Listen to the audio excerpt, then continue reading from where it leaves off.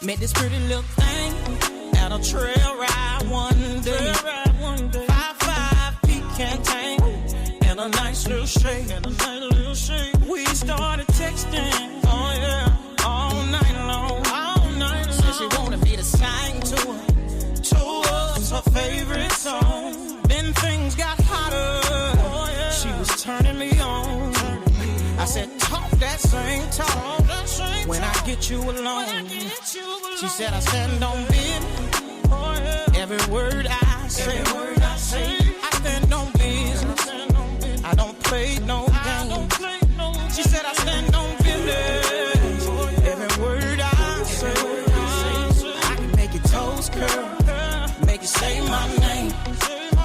She invited me over. Had a nice little place. Her kids were fast asleep. She was bumping that Johnny Taylor. We took a shower. She slipped into some lingerie. I laid down on the bed, sipping on my Douce. Next thing you know, she asked me, how does that taste? I opened my eyes. She sat that snapper on my face. She said I stand on business. Every word I say. I stand on business. I don't play no games. She said I stand on business. Every word I say, every word I make your toes curl. Make you say my name. I was on that Douce. She was on that goose. Her friend walked in. They turned me every which way but loose. She said I stand on business. Every word I say, every word I say, I stand on business. I don't play no games. She said I stand on business. Oh yeah, every word I say, every word I can make your toes curl, make you say my name. She said I stand on business. I stand on business. Every word I say, every word I say, I stand on business. I stand on business. I don't play no games. I don't play no games. She said I stand on business. Every word I say, I can make your toes curl, make you say my name. Why you be music?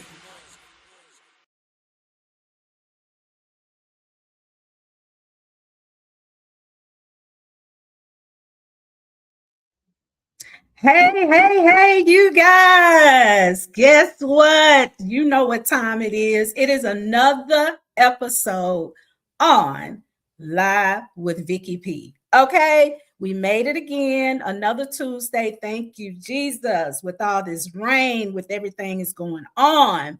But tonight I have something different. I don't have an artist on here, but I have two amazing guests that I felt like they deserve their flowers while they are here. So that's why I decided, come on, we got to show these two phenomenal people, two different individuals from different walks of life, some love because they deserve it. So my first guest, I'm going to have the honor of sitting down with a woman who is capturing history, you guys. She's shaping culture. You heard me. She's shaping culture. She's giving people a voice that deserves to be seen and heard. She is the visionary behind the Lagacy magazine. Did y'all hear? Did y'all hear that? She is the visionary behind the Lagacy magazine, a platform built to document excellence, celebrate community, and preserve the stories that will outlive us. So we and our children and our children's children will be able to go back and look at this magazine and say, this is part of history. That's what Chantel Taylor is. She's not just creating a magazine, she is creating a movement. Did y'all hear me? A movement. Through her lens, she highlights her purpose, the power, and she let people know who's building around her. Legacies matter, and that's why it's called the Lagacy magazine. So let me tell you this, and we're going to get Miss Chantel on here. Chantel, through her lens, She has a legacy. Her work reminds us that our stories are worth telling, our journeys are worth honoring. She gives us this platform through her lens. Now, I'm going to stop right here because if I keep on, I got so much to say about Miss Chantel, because not only is she coming on the podcast as a guest, Chantel is a friend of mine. So we have been friends now for a while. You just never know who crossed your path.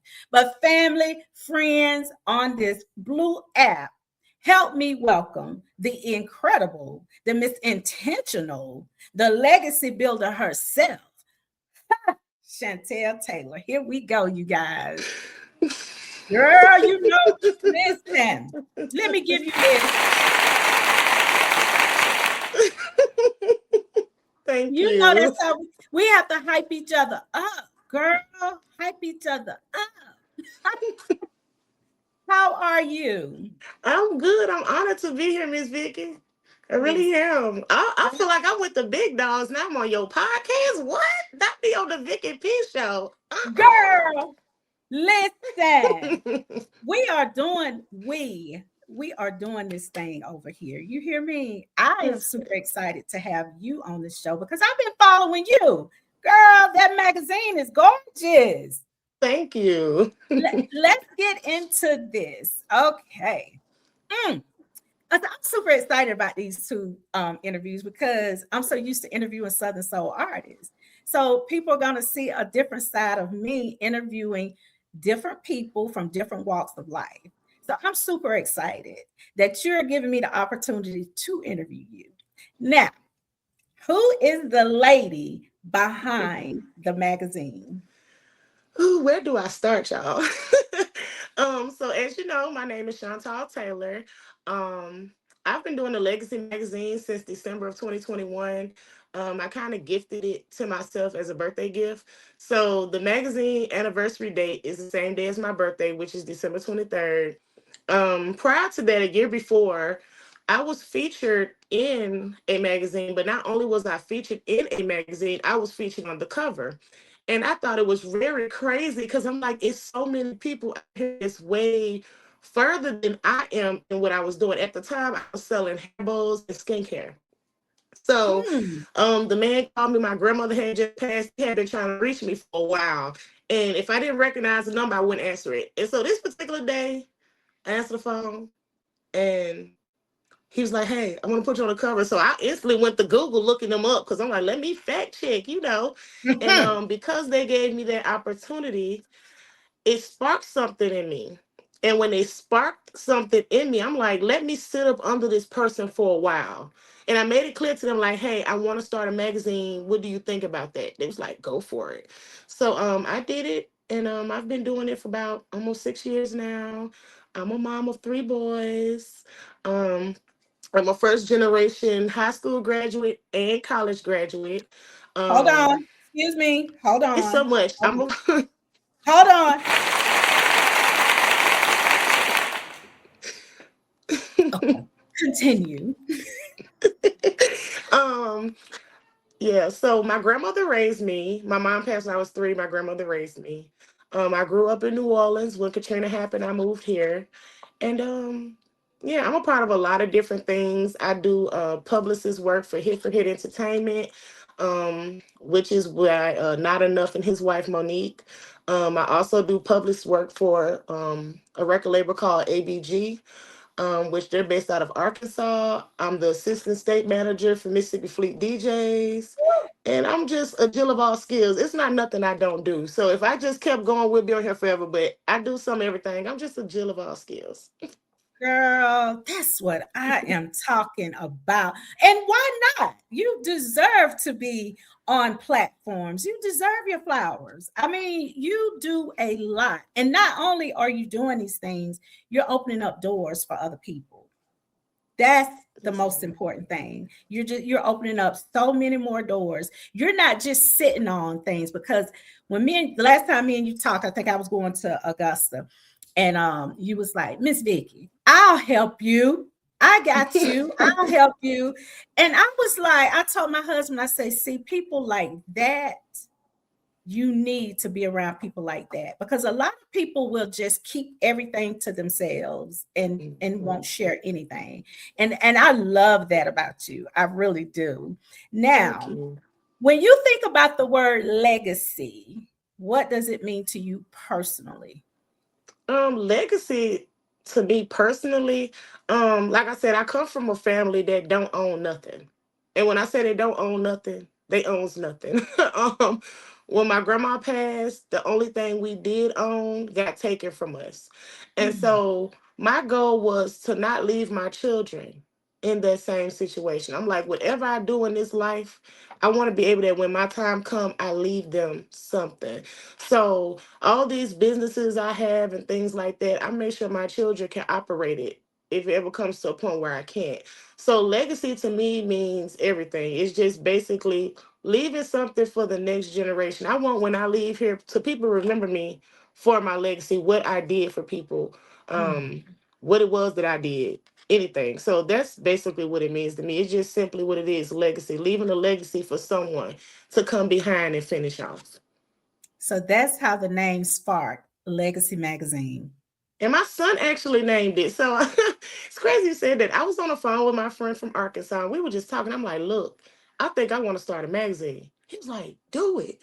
I was like, what I'm gonna name it? My baby come from the back because apparently he had been listening to my conversation. He was like, Mom, name it the Legacy Magazine. I'm like, you know what? I like that. I said, but let's slap MS on the end so they know that it's coming out of Mississippi. So that's where the MS come from. I know a lot of people think MS stands for something else, but it's just simply because it started here in Mississippi. Eventually, my goal is to have it in all 50 states and some countries.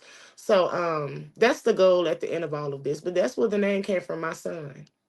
Well, I absolutely love the goal, because it can happen.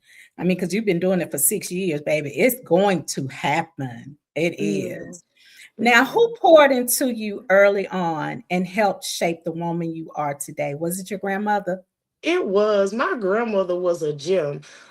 I tell people all the time, it wasn't always sunshine and rainbows with her. She was a very Christian woman. I grew up at an apostolic background, so she was very strict. But one thing that I know for sure about her is she believed in me.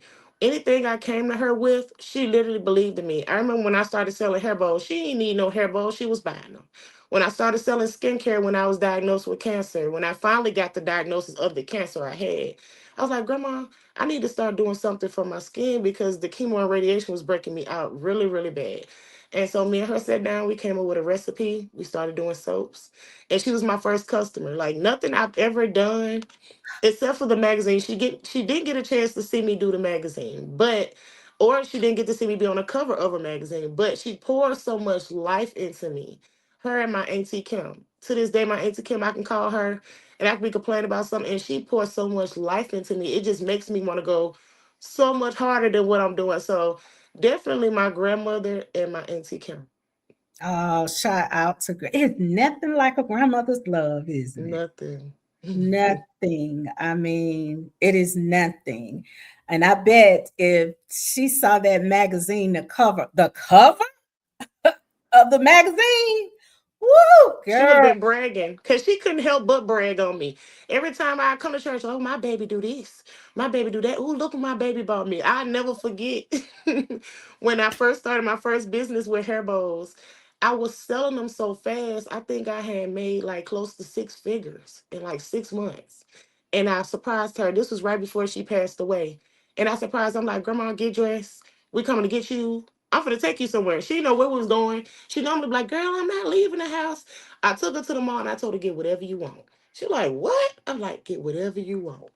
And she just was going crazy in the store. She like, really, really? And she was like, you must be doing really good. And I'm like, yeah, grandma, it's taking off for me. It's taking off. And Wow. so a lot of things I bought her, she didn't get a chance to wear because she instantly got sick. And that was just a rough time for me, you know. But I know she proud of me. And every time I do something, I make sure to like give her flowers because my grandmother, she raised herself from time she was 14 up until when she passed away. Her mom died when she was 14. My grandma was had her first baby and was pregnant with the second one. She had just married this guy and you know, life was hard for her. So everything I do, I do it in remembrance of her because I'm doing things that she probably would have wanted to do or could have Mm. done, but she didn't have the opportunity to because she was so busy. She raised her kids, then she raised all three of her kids. So she didn't really have a life. So my goal is to kind of give her a life through me. Wow. Yeah. That's an amazing story. It's just amazing. That just shows how, like, now people take grandmothers for granted. Hmm. They really do. They take grandmothers for granted when grandmothers are the backbone to any family, to every family. And they're going to be there sometimes when your mom and your dad is not going to be there. That grandmama's going to be there. So that's sweet. And that was sweet that you were able to do something for your grandmother before she passed away. That, Yeah. and I know There was you something felt, she never got to do. Like she yeah, never got to do anything for herself. Like I think majority of her clothes, maybe somebody may have given them to her or something, but it felt good to do something for her because she yeah, had done so much for me. You sacrificed your life to raise me after my mom passed. You didn't have to do that. So I used to just try to find ways to make her proud of me and to show her how much I really appreciated her. wow. Yeah. Now, what gap did you see in media or storytelling that made you say, I need to do this? So when I started the magazine, it wasn't really based off that. I just was doing something to see if I could do it. I'm that type of person. I'll try anything once to see if I could do it. Before I did the magazine, I was writing books. So I just kind of took what I knew about writing books and brought it over to the magazine side. But what I will say is when I started it, I did notice like in Mississippi, a lot of the business owners, a lot of the artists, a lot of the talent we have here was not being put in the front of people's faces like it should have been. And Mhm. so I'll never forget this moment when I realized what I was doing was bigger than what I thought it was. Come on. Um, I'm gonna take you back to 2000, I want to say 2022 or 23. I had wrote so many Southern Soul artists, not even knowing they Southern Soul artists. I didn't even know what Southern Soul was. Y'all probably think I'm crazy, but I'm serious. I'm going to tell y'all how I found out what Southern Soul really was. When my grandmother passed, something in me just broke. Like I didn't really care to do nothing. And I remember I went to a trail ride with a friend of mine, and Arthur Young's song Swing was playing. And I'm talking about everybody out there dancing, they twirl. I'm like, what is going on? Like, what's up? It's like, it's called line dancing. I'm like, line dance? I'm like, I done heard of the bunny hop or like something like that, the biker shuffle, but y'all talking about this? So I started learning that dance. And when I perfected it, you couldn't tell me nothing. And so once I perfected that dance and I started getting into more of what Southern Soul was like Jeter Jones, Big Yayo, that's Yeah. when it kind of changed for me. But the biggest thing that made me realize this was bigger than me was when Big Yayo gave me the chance to put him on the cover of my magazine because prior to him reaching out to me or his wife reaching out to me, people thought I was a scam. I was the new girl on the block. Nobody knew who I was. They didn't know who was running the page. I didn't really care to tell them who I was at the moment. I wanted to stay anonymous, you know. So when Yayo gave me that chance, it made it It, hard for me to stay anonymous. Everybody wanted to know who is this person that to put this man on this cover. And when I did the cover, I did not expect it to go the way it did. I just thought people would look at it like, oh, okay, that's nice. But when I did that and Yayo took me under his wing and he invited me to the big ride, that's when I really made my big break in journalism and the Southern Soul community learning who I was. Because my first year of featuring nothing but Southern Soul artists, I featured over 1,000 people just in my first wow. year. In 2024, I did a big audition for Southern Soul in June. In June of 2024, and I featured over 60 artists in one issue. And a lot of people's like, how did you do that? I had just had surgery that left my right arm paralyzed. I was sitting in a chair, I was in so much pain. I'm trying to learn how to type with my left, but I got it done. With I did the magazine, that magazine, I think it took me like 48 hours and I dropped it. And when I dropped it, I really, really took off big because people was like, how did she do that? And so that's how I got my big break. And that's how I kind of bridged the gap. I realized that I didn't know about Southern Soul because no one was talking about it. I didn't know anything about a lot of businesses because nobody was spotlighting the businesses. No one was talking Right. about it. You only see them at pop-up shops. So I was Yep. like, oh, let me allow myself to use my voice because I'm not afraid to use my voice. So I'm like, let me use my voice and tell everyone's story in a way that people can read it and like it and learn from it. And that's basically what it was. Wow.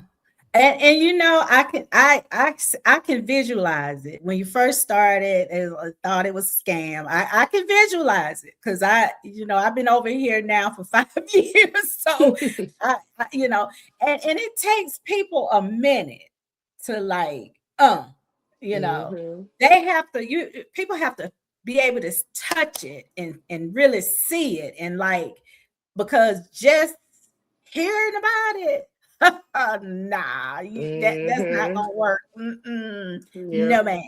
So I had to So kind of earn my stripes in Southern you Soul, new girl you on the do block. And when I started doing the magazine, then I started a podcast right behind it. And when I did the podcast took off so fast. I was interviewing people from West Love, Big Yayo, C Lizzy, the list goes on and on. And I'm like, wow, I'm really doing this. Like I was so scared at first. I was like, I'm really doing this. But now you can't tell me nothing. I'm so confident in my work. come on, girl, And I come love what I on. do. So what started out Yeah. as something that I didn't really think would be anything, it turned out to be something bigger than I ever imagined. And I'm so grateful that I stuck with it. Well, let me ask you this because it's something that I do ask other people that have different platforms. Um, how do you choose the stories that you talk about or write about? Like, do you That's a have good like, question. yeah, because I've been asked that, but yeah, how do you choose I don't choose Miss Vicky. My platform is for everybody. I everybody? don't I don't care what walk of life you come from. I don't care what city, state, country you're in. If you have a story, my job is to tell it. So That's that's it. what I do. My platform isn't just for one set of people. I want everybody that wants to use their voice but afraid to or may not know how to use their voice. Come on over here to me. I got you. So I don't just pick. Anytime somebody write me and say, "Hey, I want to be in a magazine," or they go on a website and they purchase their spot or whatever, I don't ask no questions unless I go through and see that it's not what I need it to be. I need you to add a little more or something. But no, sometimes God leads me to people as well. I could be Yes, scrolling and don't know them from a can of paint and be like, hey, would you be interested in being featured? So that's really how I started. People was reaching out to me. I was reaching out to them. I didn't even care what they did at the time. You could have been selling dogs. If you want to be in a magazine, I had you in there. So, I try to give everybody a chance. I don't want nobody to feel like, oh, her platform too good for me. No, it's not. This platform is for everybody. I don't care who you are. and and I'm glad that I brought that question up because with my platform, um, I welcome everybody. But what this is what because I don't do like hardcore rap.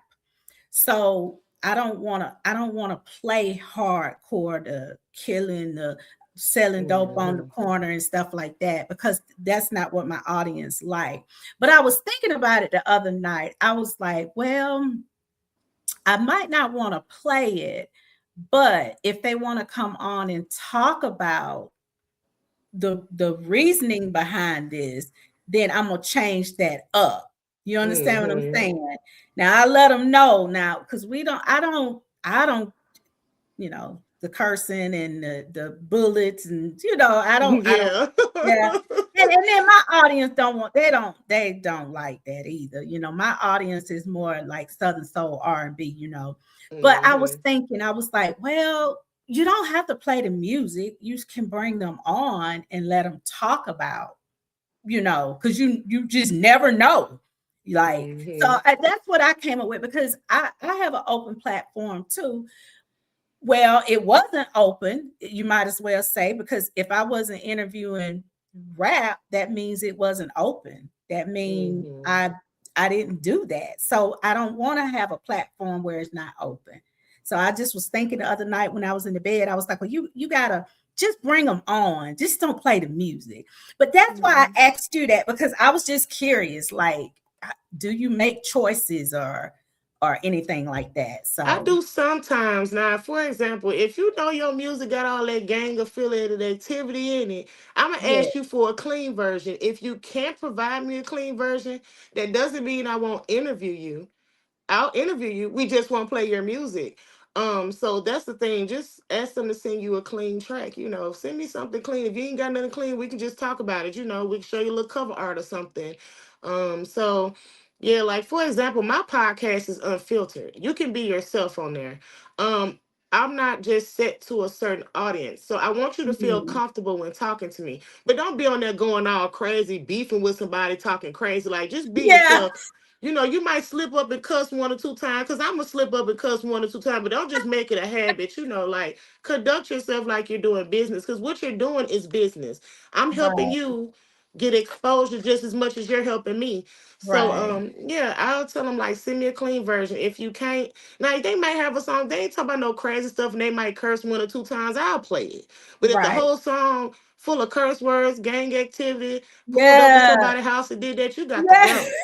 We're not doing it, That's but I try to support everybody as best I can. yeah, and I'm glad I asked you that question, because that kind of opened my eyes along with what I was thinking the other night. Because I was like, well, I want to have a free flowing podcast, but I don't, because I don't want to hear all that stuff. So Right.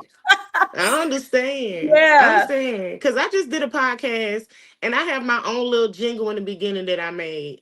So, like, I make my own little jingle, like the intro, but the outro is always going to be an artist, a local artist, or any artist that send me their music. I'm going to play it at the end.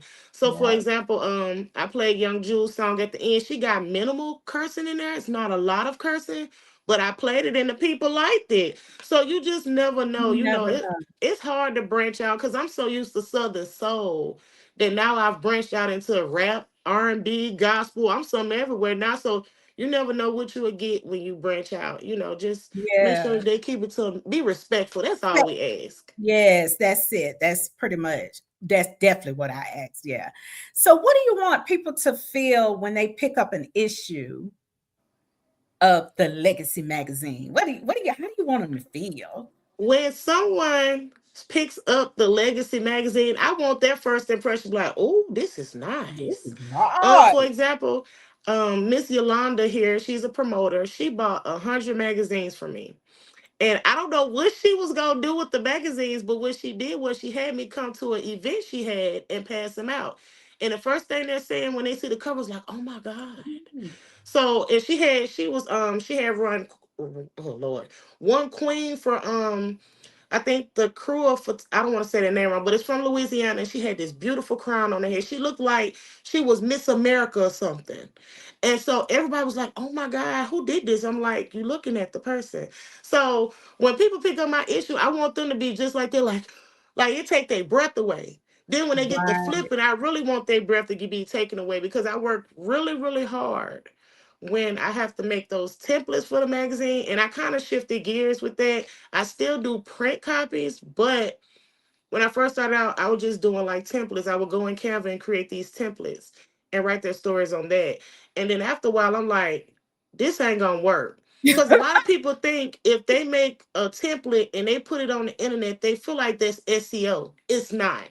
I'd rather you be able to put your name in on Google and whatever somebody wrote about you pulls up. So I love when I go to Google and I type in Big Yayo and it pulls him up. Or I type in Jamie Evans or something and it pulls him up with my article. So that's the goal. I want you to feel like it's an experience when you pick it up, whether you in it or not.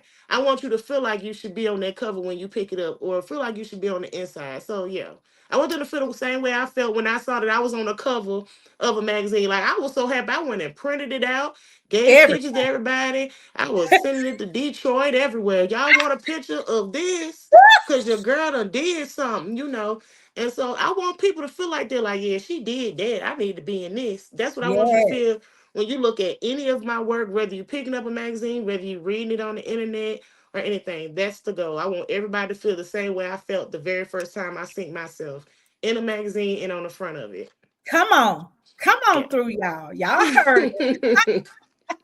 How has your faith guided you through the process of Ooh, building this platform? let me tell you, faith is something you got to have it. You I have better. faith in every. I have faith in everything I do. Even when I was diagnosed with cancer, I had cancer since I was 14, and I just became cancer free a year ago. I'm only 34. And I had a lot of faith. I knew God was gonna heal me when he felt the time was right.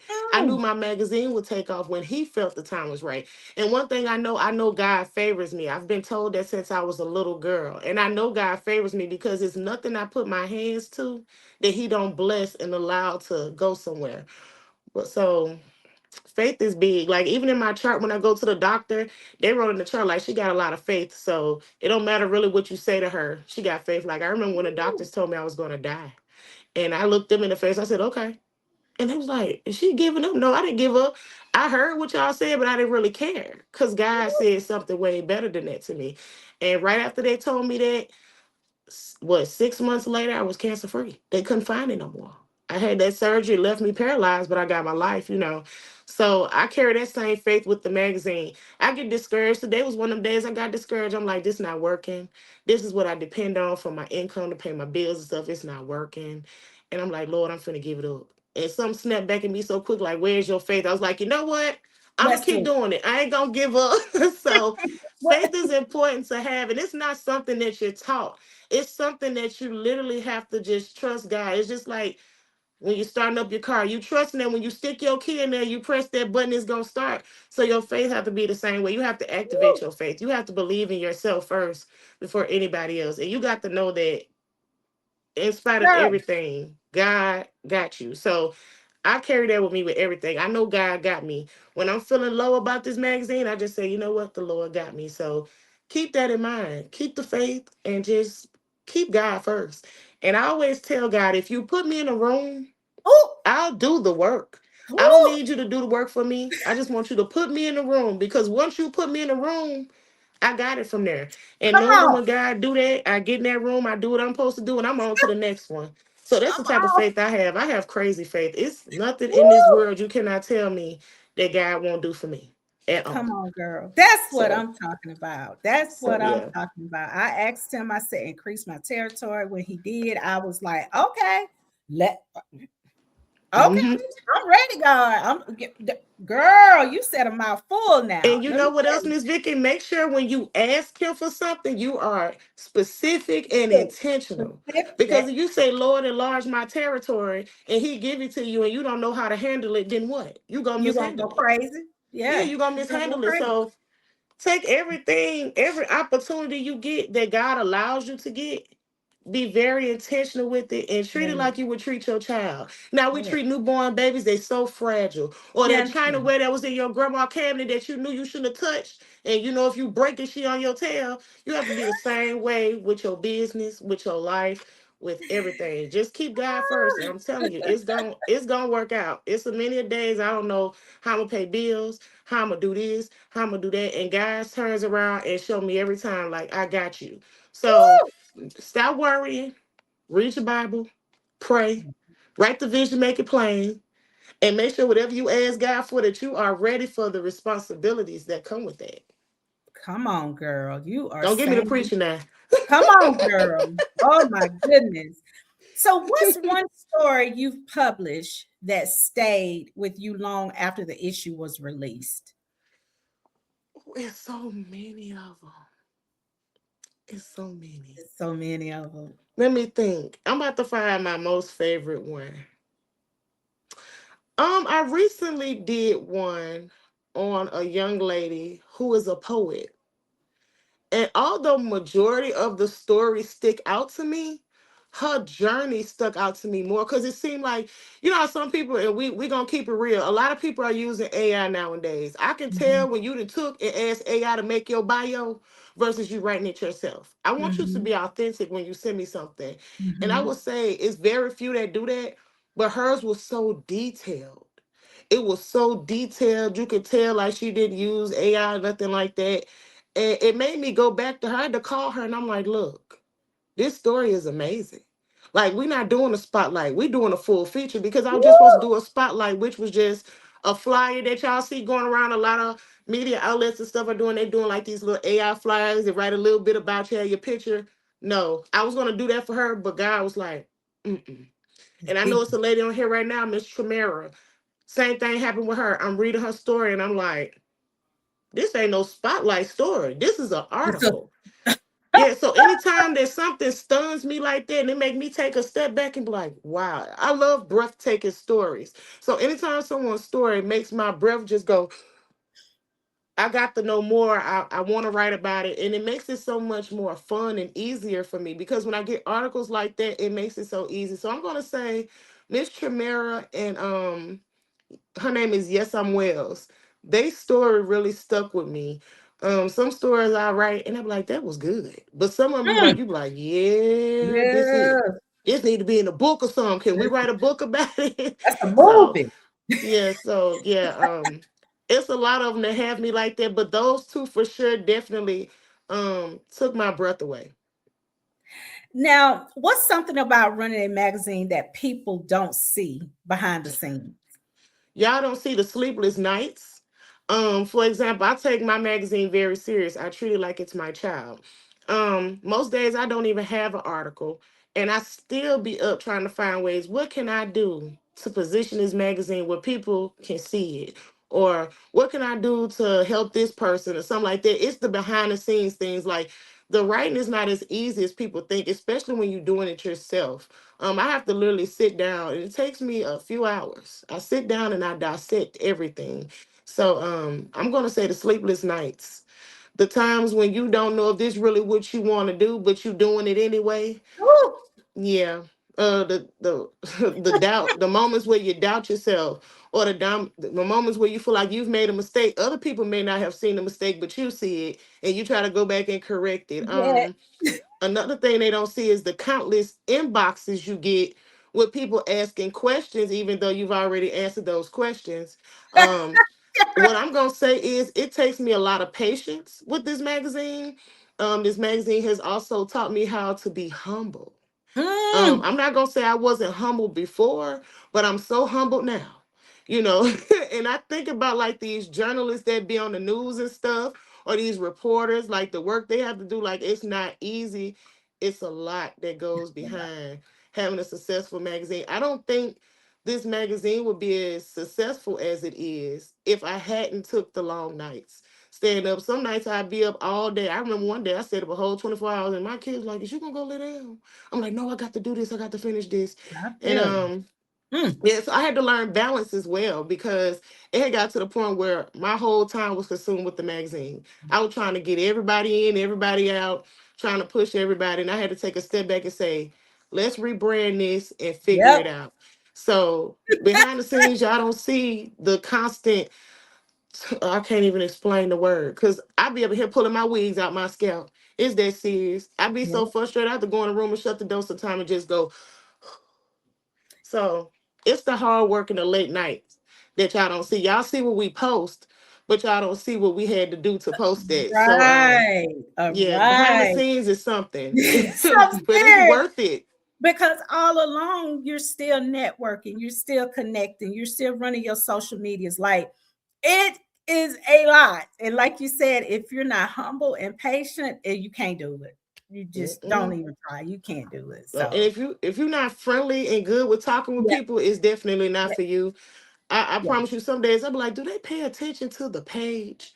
Like, do they read? And then I have to think about it. Maybe they saw it and didn't understand it. So they came to my inbox and want me to break it down more. Down So to- I'm very friendly and I'm nice to yes, them. And you they be are. like, you're so nice. And then I be telling my kids, people think I'm so nice until they make me mad.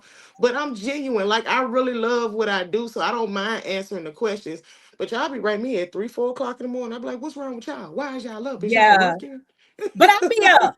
Now I find myself up. I'm like, I see why people be up messaging people at 2 or 3 o'clock in the morning about business, because that's the only Yep. time that they have time to do it. So I Yep. definitely understand that. Now, how can the hmm community support what you're doing? The community can simply support me by following the Legacy magazine. Purchase y'all a feature. I'm very affordable, and you can use Afterpay and Klarna, y'all. Okay. Yeah, just tap in with me. Write me encouraging words. Sometimes I like encouragement. If you got an idea, send it to me. But you can always come to the Legacy magazine, and yeah. All right. So, okay, your social media platforms, give them all the names to all of Okay, them. so for Instagram, it's the Legacy Magazine MS. For TikTok, it's the Legacy Magazine. Facebook, the Legacy Magazine. On Pinterest, the Legacy Magazine. YouTube, the Legacy Magazine. I'm trying to make sure I forget nothing. You can also read some of our articles on www.thelegacymagazinems.blog, or you can visit www.thelegacymagazine.com. And yeah. Yeah. And support. Go to her page, share, like, comment. That helps us too. Also, you just don't Mm-hmm. know if you share, comment, like things like that. That really helps us, and it helps us. As far as networking, like you guys Mm-hmm. have no idea how much that really helps us. Just even looking at it or hitting a heart or something like that. But Miss Mm-hmm. Chantel, thank you so much. This has been long overdue anyway. Long. It has. Yeah, I it gotta get definitely. used to being on podcasts because I think this is like my second one in the last 2 weeks. Like I really be want somebody to get me on their podcast. I be wanting to tell my story. I don't want to tell it on mine. I be wanting to get on somebody else's and tell my story because I feel like if I do it that way, it'll reach more people and people will understand me a little bit more. Because to this day, people still be like, "Who's running the Legacy magazine?" And then I say, "Well, it's me." And they be like, "Oh, you a woman?" I be like, "Well, y'all thought I was a man." But you'd be surprised. So yeah, like, comment, share. That's how I met Miss Vicky. Someone was on her podcast. They shared. I followed her. And this was Yep. probably like a year or two ago, maybe. Yeah, probably Um, 2 years ago.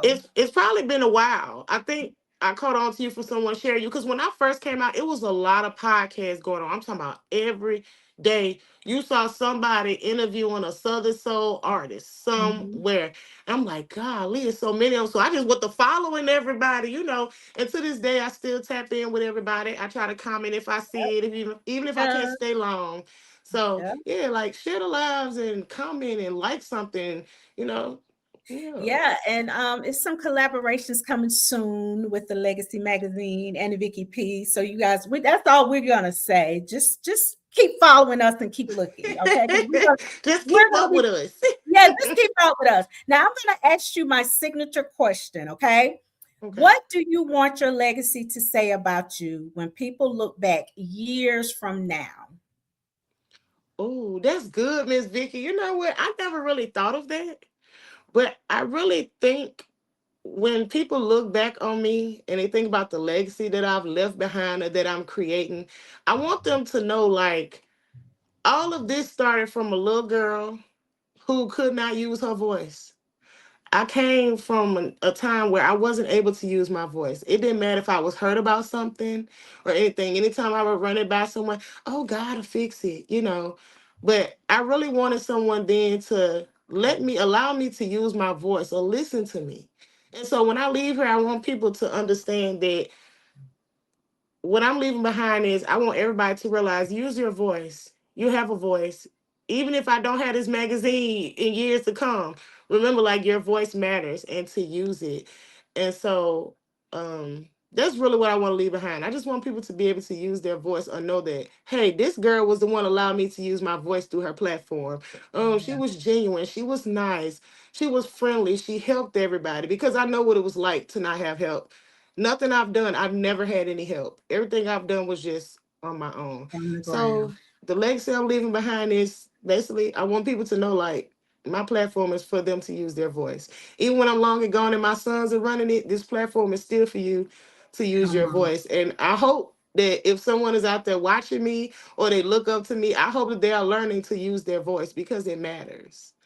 And so that's the legacy I'm leaving behind. Your voice matters. Well, family, what a powerful conversation we just had. I mean, Chantel Taylor is out here building legacies on purpose and prayer and faith. You are capturing our stories. You are honoring our voices.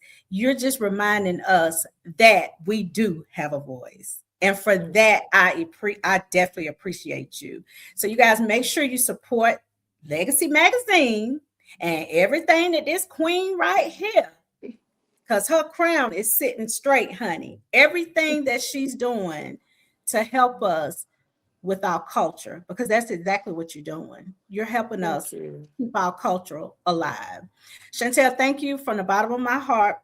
Your vision, your assignment with us tonight. I really do appreciate you coming on Live with Vickey P. Anytime you want to come back, girl, you know the door is always open. You know, we got each other personal phone numbers, so all it is okay.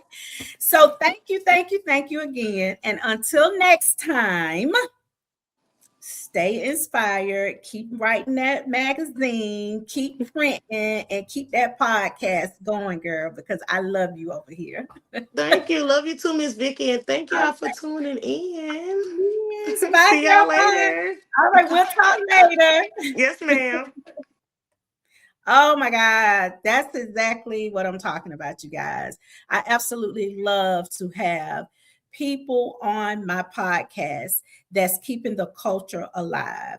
Now, I have another guest, and before I bring him on, for the ones that's just joining, I am going to play the intro again, and then I'm going to bring on the guest. How about that? Here we go.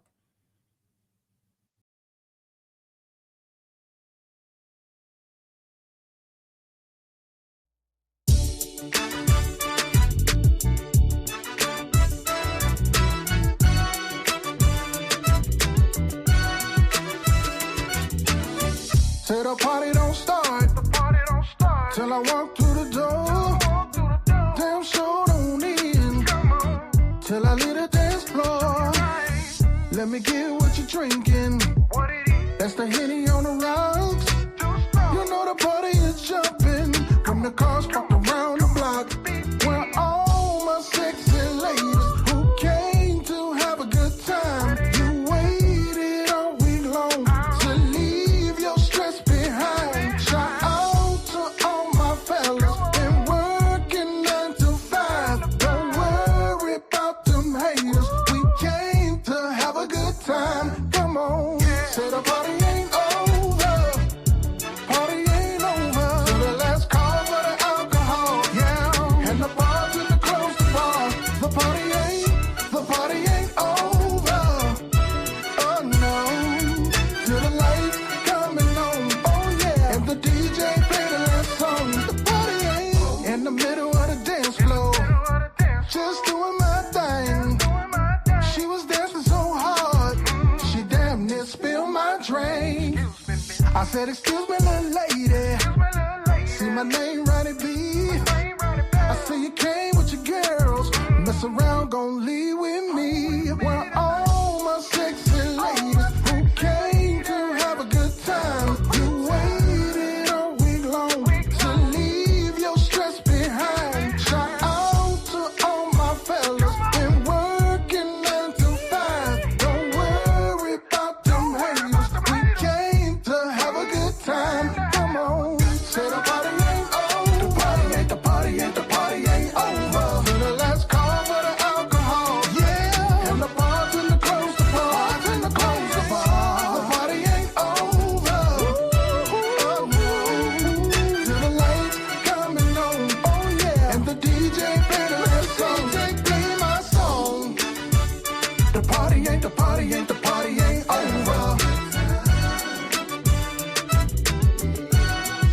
The bartender close the bar.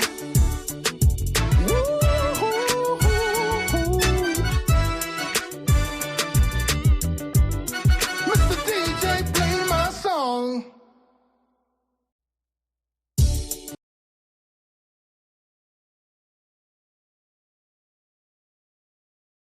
All right, you guys. So I'm going to see, is my guest ready? Is he on here yet? And then we're going to get started, okay?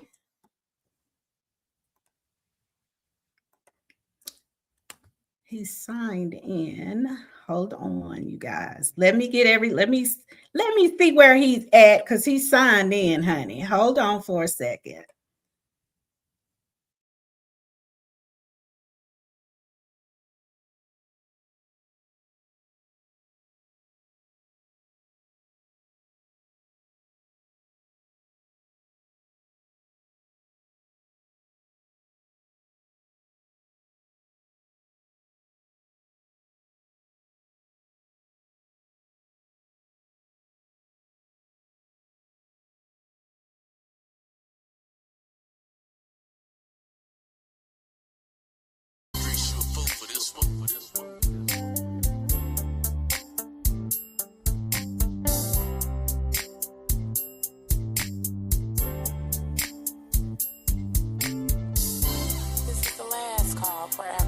Wait a minute, baby. Let me get one more round before we close it down.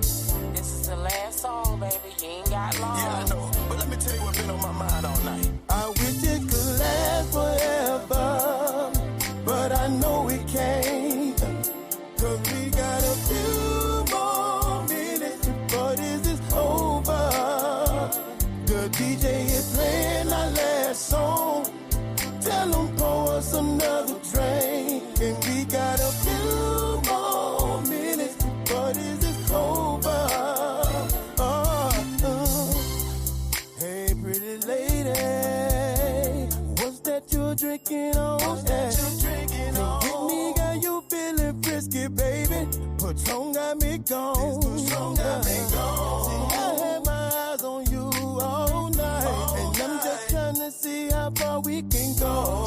Get a little close to each other and two-step like we all alone. I wish this could last forever, but I know it can't. Cause we got a few more minutes before this is over. The DJ is playing our last song. Tell him pour us another drink. And we got a few more minutes before this is over. Hey, Mr. DJ, could you run it back one time? Run it back, run it back, run it back, run it back, run it back, run it back, run it back. Hey, hey, Mr. DJ, you don't mind running back one time? Run it back, run it back, run it back, run it back, run it back, run it back. I wish it could last forever, but I know it can't. Cause we got a few more minutes before this is over. The DJ is playing our last song. Tell him pour us another drink. And we got a few more minutes before this is over.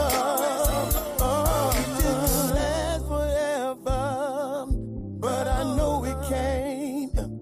Cause we got a few more minutes before this is over. The DJ is playing our last song. Tell him pour us another drink. And we got a few more minutes before this is over. Run it back, run it back, hey.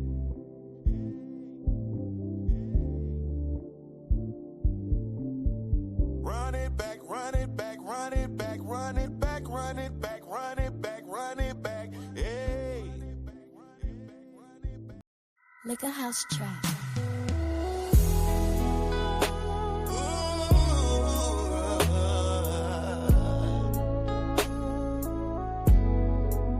Let me talk to you, baby.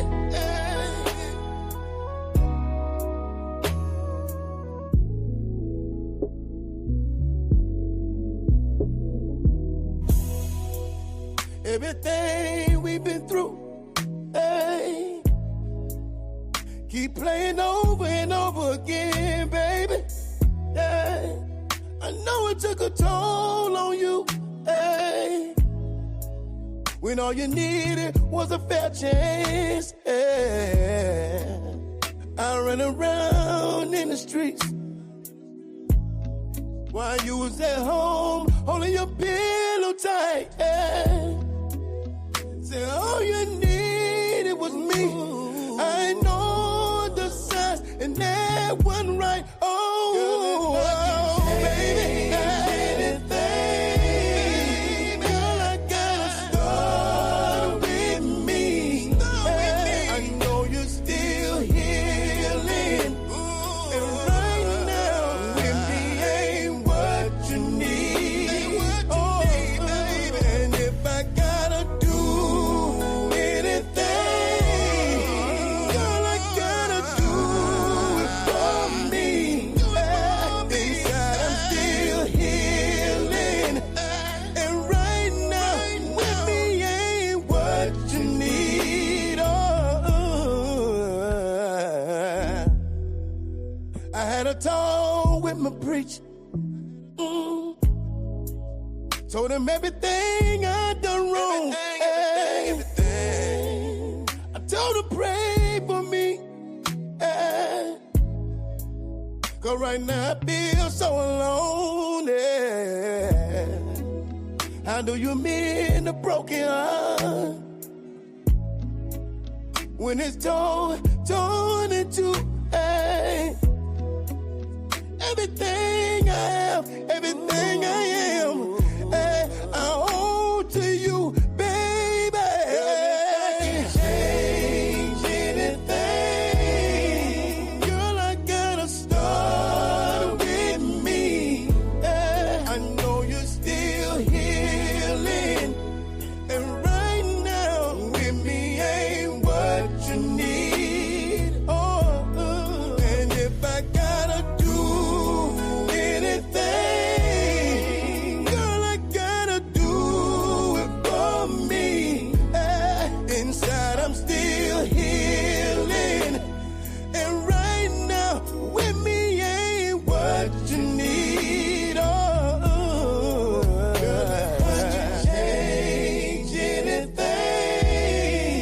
Girl, I gotta start with me. I know you're still healing, and right now, with me ain't what you need. Oh, and if I gotta do anything, girl, I gotta do it for me. Inside, I'm still healing, and right now, with me ain't what you need. Oh,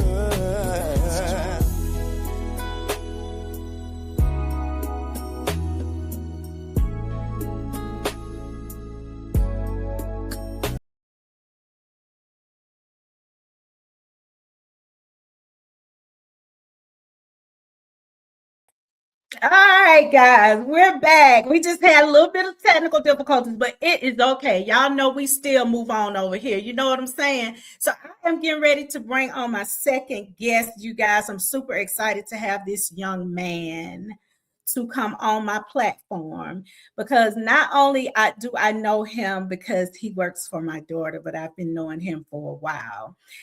This is Terrence Jackson. He works for Big Brothers and Big Sisters of Atlanta. Tonight on Live with Vickey P, and that's me, we're shining a light on a man who is doing real life, changing real lives in the community in Atlanta. He is a mentor, he's a leader, and he is a champion for our youth. Did you hear me?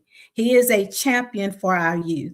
Big Brothers and Big Sisters of Atlanta, he is helping shape futures, build confidence, and create opportunities for young people who simply need someone to believe in them.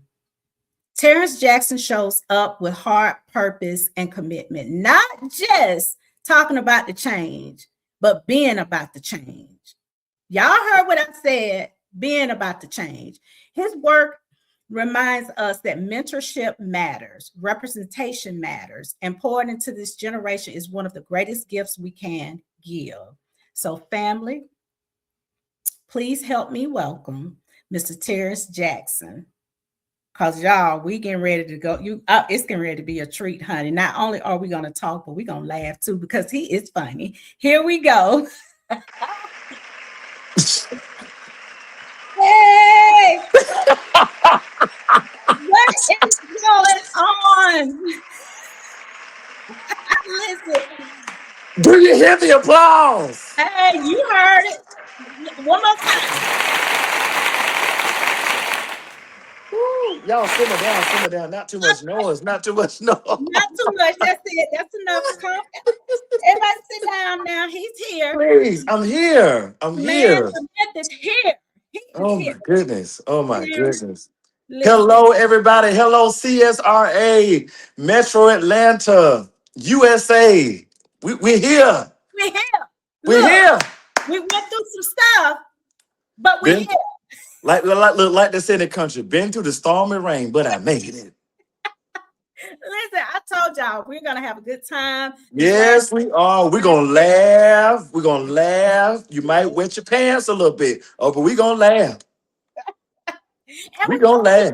and we might do a little bit of crying because this young man right here, Yes. he is Yes. definitely he wears a cape.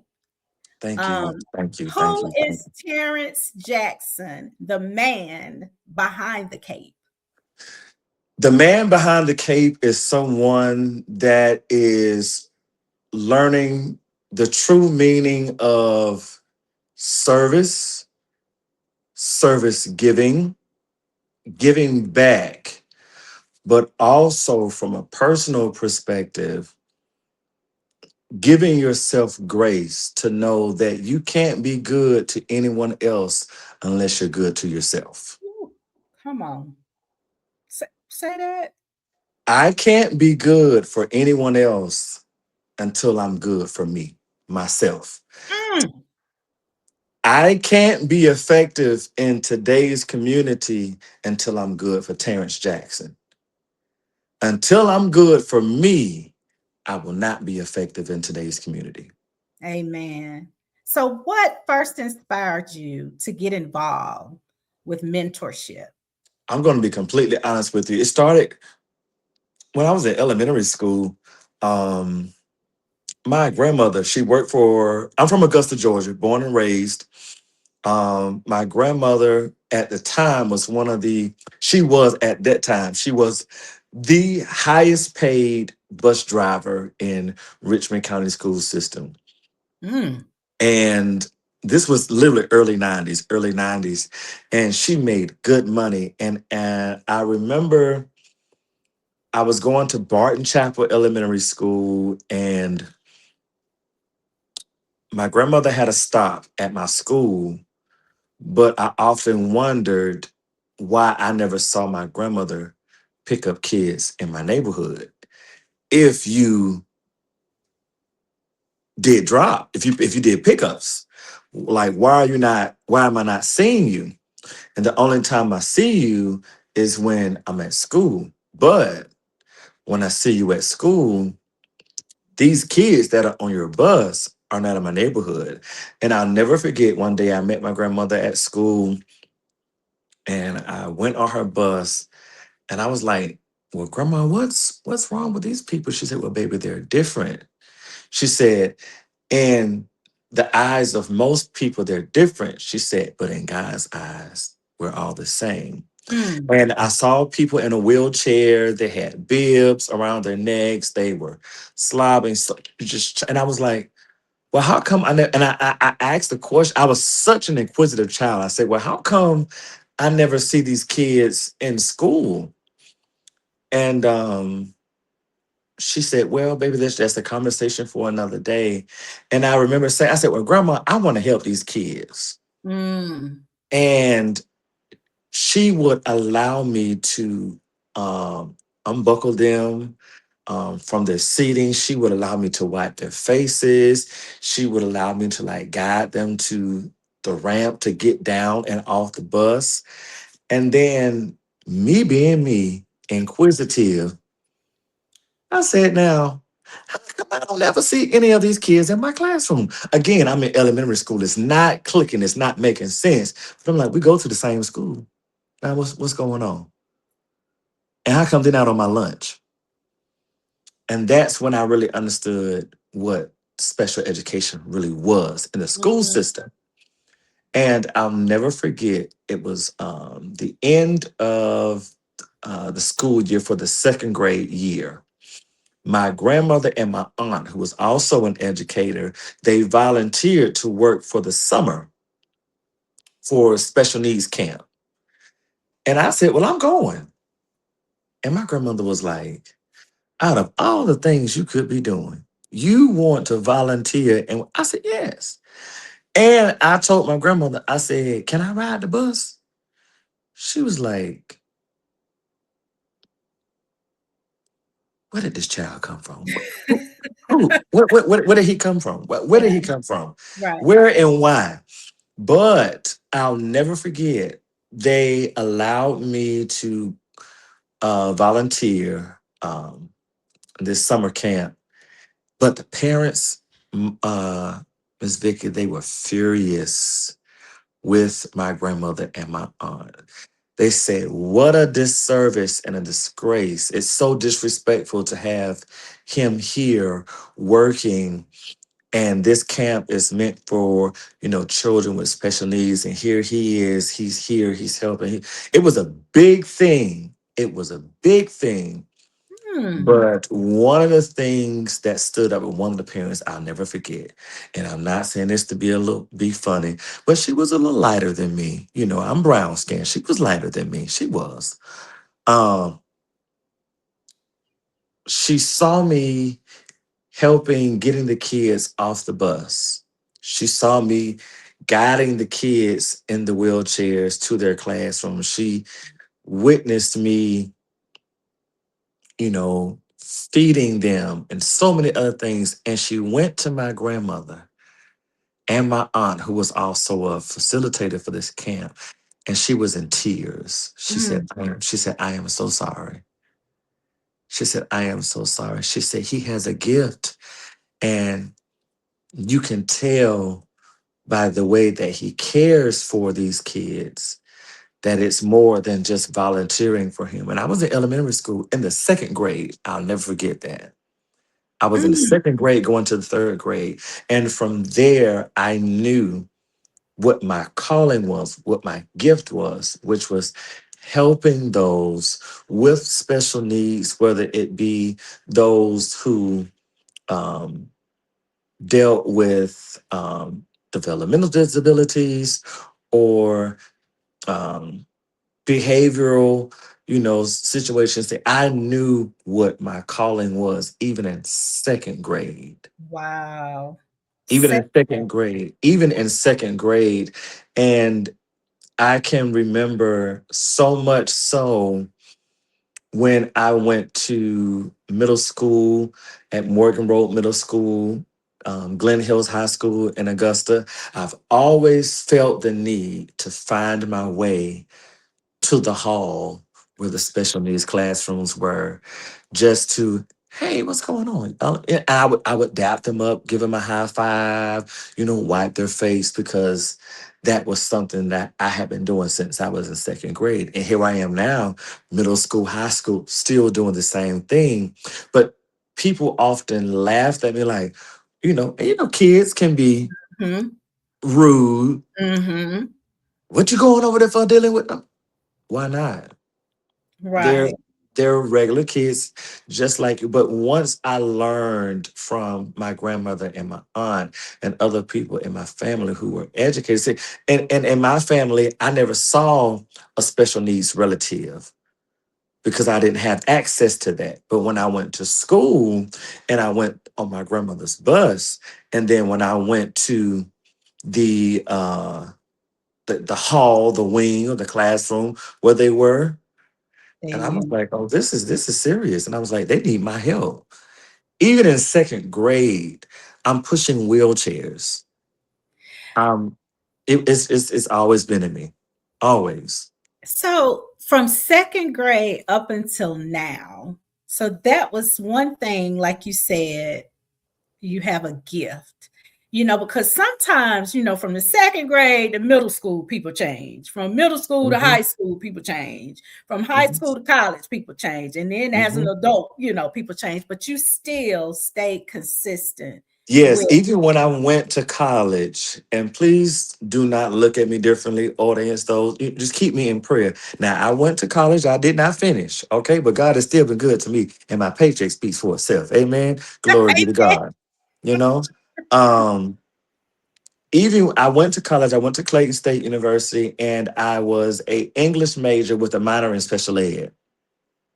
Hmm, Even when I was in college, my when I was doing my work for to get my special education certification, my teacher said, "How did you gain such experience?" And I told her about my early upbringing in elementary school, helping those while I was in second grade. And she was like, she said the same thing. She was like, "You were meant for this. You were meant for this." She was like, and we need more people like you. And what people fail to realize in today's world of education, if you go on any district's website, there is such a need for special ed workers because people feel like, oh, it's so much work. They require so much attention, so much care, it's so much paperwork. But what about the end result? right, The right, relationships that you get to build with those right, families, and one thing about it, even though a child has special needs, they know if you care for them or not. They right. can sense it, they can feel it. Their energy doesn't lie. So if they come to you and they lay their head on your shoulders, that's a sign that you've developed a relationship where Mhm, there's trust. mhm, mhm. They may not be able to verbalize their thoughts or their feelings, but the moment that they lay their head on your shoulder or they come to you for a hug or a dap or they grab your hand like this, those things are indicators that you have made an impact on a child with special needs. And I have So, experienced all of that. Yes. do you not only children with special needs, but do you also mentor the children in the regular classes also? Yes. So it's kind of like a double-edged sword for me. With my job as a lead mentor with Big Brothers Big Sisters of Metro Atlanta, shout out to Big Brothers Big Sisters of Metro Atlanta. Wow. Shout out to my amazing director. Her name is Danielle Moore. I'm sure you know her because she's done such great work here with APS and with nonprofit. If you don't know her, I suggest you get to know her and connect with her. I Um, think I should know her better than anyone on this earth. the streets say y'all look alike. I don't know. I think she's my oldest daughter. Hush, like no, hush your mind. Hush your mind. I think she is. That's my Good baby. I Lord, oh my good Lord. I knew it was something about y'all. I knew it. But shout out to Danielle Moore. She's amazing. And to our assistant director, Dr. Derek Hearn. They are truly amazing. Together in our department, we're doing such amazing work, yes. not just in APS Atlanta Public Schools, but Clayton County Schools and DeKalb Public Schools. We are now in 3 districts, 3 regions, and we are truly grateful. My Right. prayer is that we expand to Richmond County. I said, if we expand to Richmond County, I'm That's moving back it. home. Yeah, that would be lovely, It wouldn't it? would. It would. And I have been advocating for that, but I've just been I've been hit with so many Brick blocks, wall. brick Brick wall. walls, Yeah. but I'm not giving up.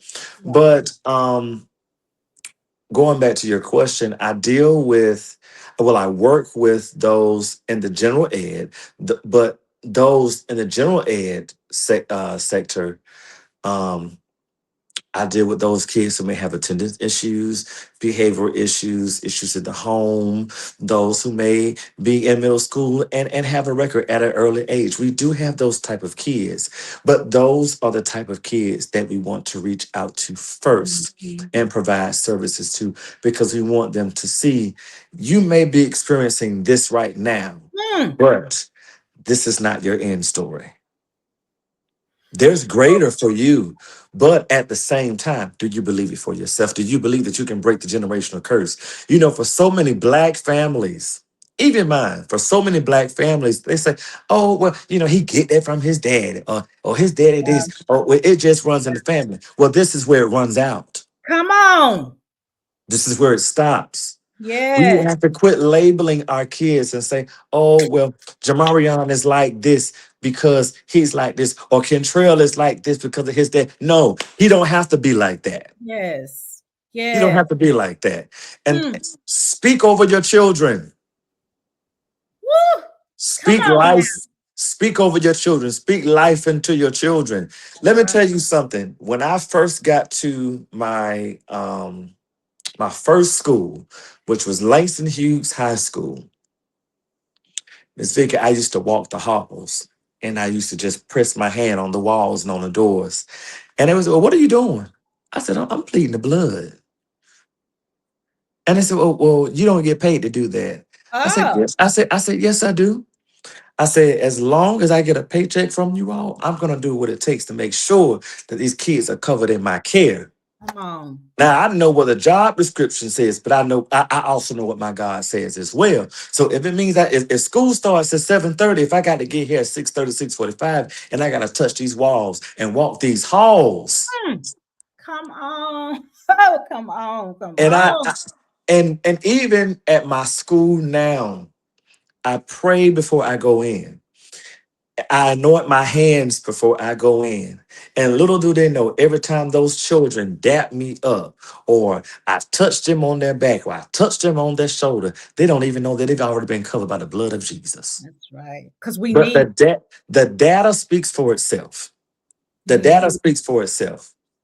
The Mm. data speaks for itself. So now they're trying to figure out a way for us to expand at the school because it's proven that the presence of a strong black man, I don't even need to finish. The Means everything. presence of a strong black man in today's school system is so rare. At, Right. at our school, in sixth grade, there are no black male teachers.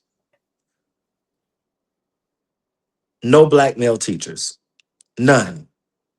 None. All sixth grade teachers, even for the upcoming year, there are no black male teachers. But when the kids see me at lunch, hey, what's your name? What do you do?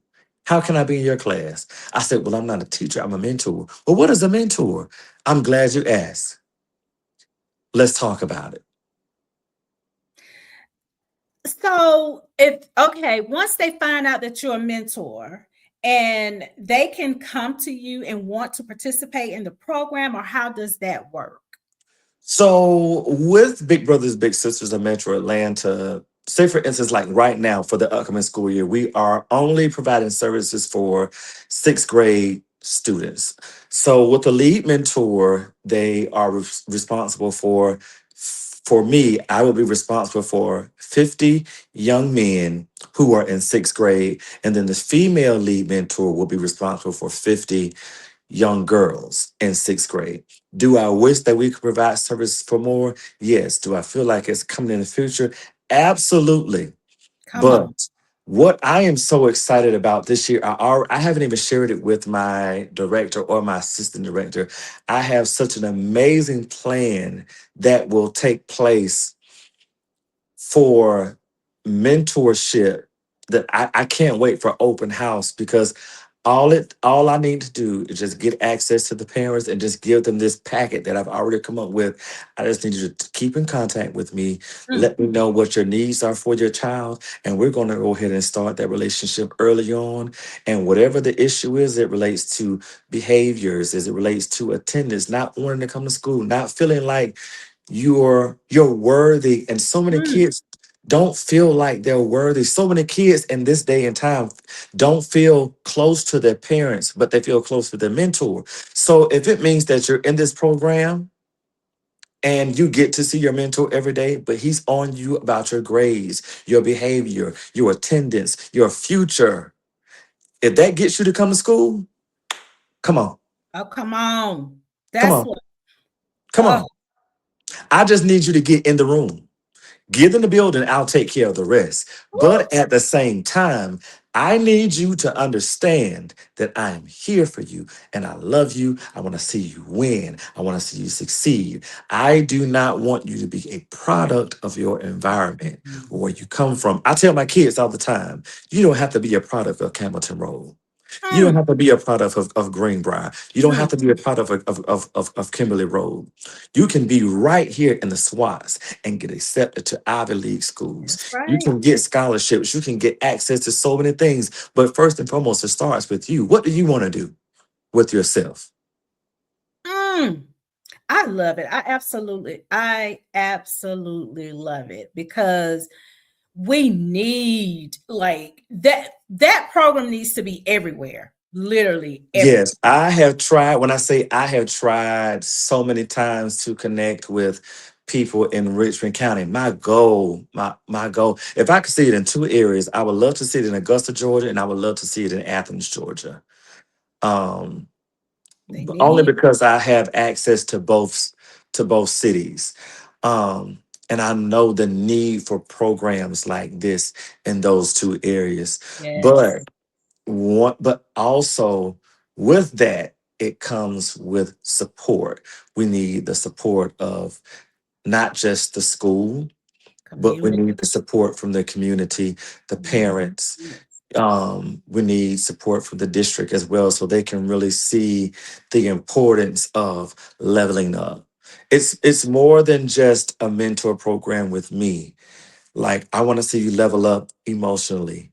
I want to see you level up academically. I want to see you level up for your future. I was the only, and I'm not boasting or bragging, I was the only lead mentor.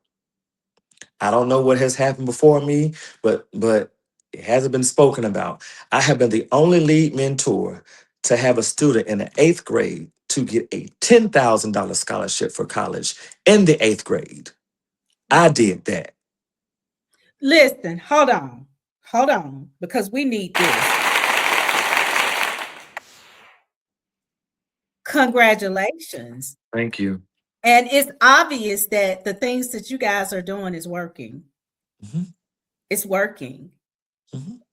Now, what is the biggest misconception people have about the youth that you serve? I'm going to be completely honest with you. The majority of the kids that we serve are children of color, young black men who come from single parent homes. Um, they feel like, oh, because of their behavior in their general ed classes, they're not going to be affected. They want us to, gravitate towards the kids who have A honor roll, AB honor roll, those who have perfect attendance. No, we need to reach those kids who come from single parent homes. We need to reach those kids who have a mother or a father who's incarcerated. We need to reach the child who is literally at home by himself at night because his mother works night shift, but she's left out a pack of noodles and a couple of things of Gatorade for him to make it through the night. We need to reach those kids who don't know how to separate whites from colored clothes. We need to reach out to those kids who don't know the importance of, you know what, I need to set my alarm for 6:30 in the morning because I need to be outside by 7:15, 7:30 to catch the bus. We need to reach those kids. We need to reach those kids who come to school looking disheveled, Mm, who are silent, who are mute, who are so afraid to even say anything about what's going on in their homes because even though they know that there's issues in the homes, they're afraid, well, if I say something, I'm going to get taken away from my mom or my dad. But yeah. can you please help me? Mm, Can you please help me? And there are so many kids who come to me and just say, can I talk to you? I have a caseload of 50, but I mentor it for the past 2 years about 65 to 70 kids because they knock on my door and say, hey, can I just talk to you for a minute? mm, I have literally taken my own money because my parents have called me and said, Mr. Jackson, I'm calling you because I know if I talk to you, you won't call defects me, but I don't have groceries for my kids. Meet me at the Walmart on Cleveland Avenue. mm. I'm taking my money. Mr. Jackson, my son missed the bus. He don't have a way to school. I don't. I'm coming to get him. Mm. I've done it. But I always say this, always make sure that your intent lines up with your impact. Come on now. That's what I If be. your intentions are pure, then your impact will always last forever. That's right. That is so true. Always make sure that your intent lines up with your impact. I don't do things for accolades or recognition. When these kids go to ninth grade, 10th grade, 11th grade, and 12th grade, and then reach out to me and say, I remember when Mm. my impact has already made the difference. School has been out for almost a month now, and I'm still working on kids who are no longer on my caseload because they're dealing with behavioral issues. APD is coming to the home. Mr. Jackson, I need your help. And I'm showing up. But Come that's on. because my intent aligned with my impact. And as long as I have breath in as long as I have breath in my body, these kids will always know that no matter what, no matter where you are, I will always be there for you because of the foundation that I set. It's not just mentorship for me. This is ministry. Mm. This is Eh, ministry. Could the pay be better? Absolutely. The pay could be better. It should be better. But when those kids reach out to me, I had a kid reach out to me today. He said, Mr. Jackson, what am I going to do now that you're not my mentor? I said, I will always be your mentor. I will mm. always be your mentor. I said, if you need me, you call me. When you have a football game in high school, you call me. I'm showing up. When you get when you get awards for academics and attendance, you I'm call sure. me. I'm taking off work. I even in my 8th grade year, true story, it was even on our Big Brothers Big Sisters page. One of my students for a week straight, he kept asking me, he said, Mr. Jackson, are you coming to our 8th grade ceremony? Like, will they get recognized at like something? I said, yes, I'm coming. Every day, I'm like, I'm coming. Now, my kids know I'm cool, I'm laid back, I'll give you whatever, but I'm also stern. By, by Thursday, that same kid, I said, boy, if you ask me one more time, I'm not coming.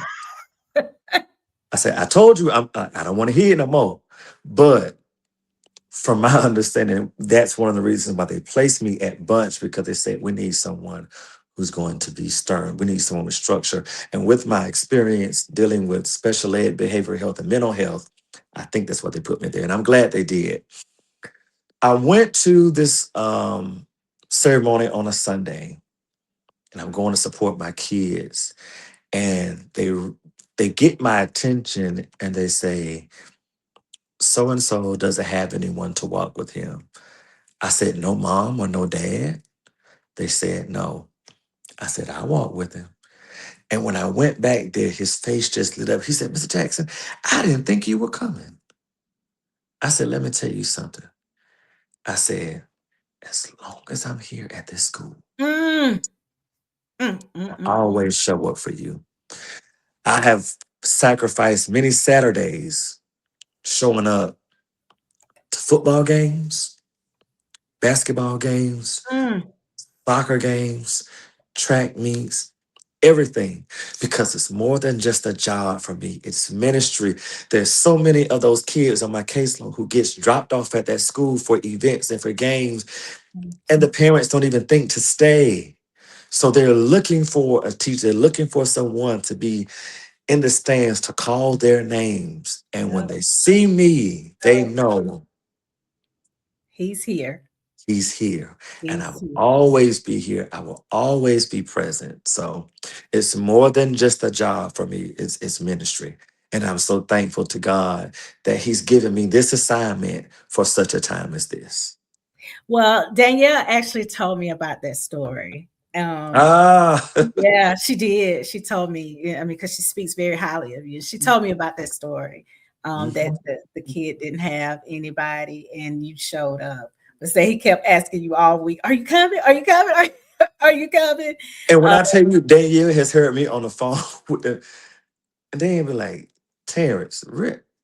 when I say I get on those kids, I'm like, put your pants up. But And see I'll that, do, I'm old school. yeah. We didn't sag in my day. We didn't do that. Oh, mm-mm, And I would mm-mm, do just like that. Hey, pull your pants up. Get what are you doing? mm-mm. Get out of there. And they'll get on out. They get on out. They'll get on out. You sound like somebody granddaddy. What you say? Uh-huh. Get out of there. You a fool. Hey, Now, you were nominated for what? match of the year. So with Big Brothers Big Sisters of Metro Atlanta with the match of the year, it's one of the awards that really highlights your work with your little with one of your students. And I was actually given the recognition for this year's 2025-2026 match of the year for our Level Up program. So it was for a mentor in the school system with one of the students. And I was so thankful for the student. We'll just say his name is Broad Belt. He came to me my first year, and he was literally one of the first kids that I actually enrolled in the program. And he did such a great job. His seventh grade year did such amazing work with academics, attendance, athletics, and even with his eighth grade year, um, athletics, attendance, overall performance in sports. He's done such a great job. And even for the sports banquet, for the eighth grade graduation, he got so many awards and recognitions for just his hard work.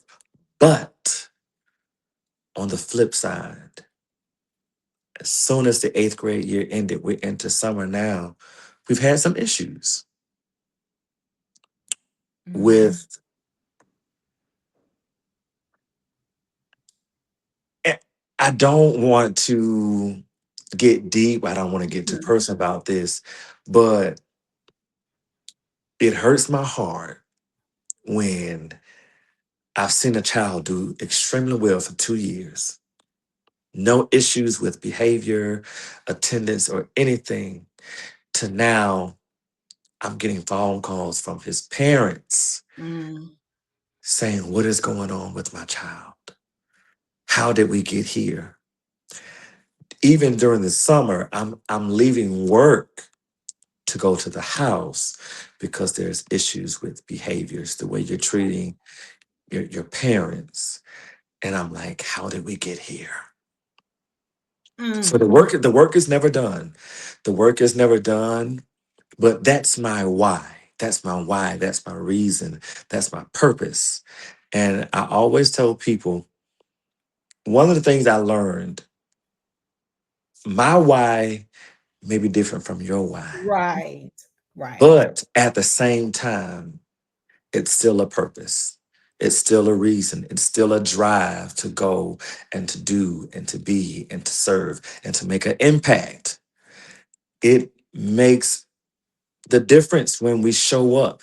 And it's crazy because they can go off on their parents, but the moment that they see their mentor, Mm-hmm, they shape up. mm-hmm, mm-hmm. They shape up. They shape up. And so I wish there was a way that we could really continue the mentoring services like we do from a level up perspective in high school. I know we can't, but I'm so thankful that I've developed those relationships with the children and the parents to the point where they know, okay, if I can reach out to Mr. Jackson, then Um, it will get better. yes. And that's good that you always keep your phone open for them. Hmm. Because when they don't have anybody, they know I can call Mr. Jackson. So, Hmm. what role does the Atlanta community play in supporting you guys' mission? I'm going to be completely honest with you. It could be better. It Mm, could be better. My goal for this upcoming school term, going in with sixth grade, I'm all about connecting. connecting and connections, because there is a difference. I can say, "Hey, how you doing? My name is Terrence. Your name is Vicky. Nice to meet you." We've connected, but have we made a But connection? right. What can I do to connect with people who can come into the school at bunch for this upcoming school term to make a difference? The sessions that we do, they're great, they're impactful, but there's also people in the community that we can make connections with to help me, to assist, and to also help my director and my assistant director into really making a long lasting impact Mm. with these kids. Mm. Sometimes I'm learning it's more than just pulling up a lesson and talking about, okay, strengthening relationships. That's great. Oh, okay, setting boundaries. That's great. Right. But you got to know your kids. Woo. So one of the things that I did one day, I never even shared this story with Danielle. I set my kids down and I said, how many of you have ever seen someone get shot?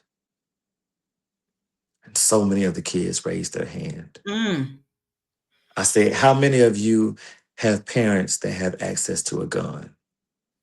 So many parents, so many of those students raised their hand. I said, how many of you feel like your parents really don't care about you? So many kids raised their Oh. hand. I said, how many of you feel like you're closer to your mentor than you are your parents? So many kids raised their hand. So I really do feel like we need to start putting some of the lessons into dealing with real, raw, and uncut situations, because Mm. that's what they're going to remember. Mm. I will be honest, I've lost a lot of my kids when it comes to, okay, setting expectations, setting back. They're in there, but when they see what's on the screen, it's like, I know when I'm losing them when they start putting their head down or they're reaching for their phones. And I'm like, okay, I gotta do things that will really speak to their hearts, speak to their minds, speak to their situations. So I'm talking about peer pressure. I'm talking about your future. I'm talking about relationships with your parents. So many Black kids in today's school systems now do not know what HBCU stands for. How do I know? Because I did a whole lesson on HBCUs and they did not know what HBCU stood for. They did not know that Morehouse was an all boys school. They did not know that Spelman was an all girls school. Mm. Mm. But things that will stick with them: structure, importance, setting boundaries from a mentor's perspective, but also showing them, I believe in you. I believe in your future. I want to see you do well, but it starts here.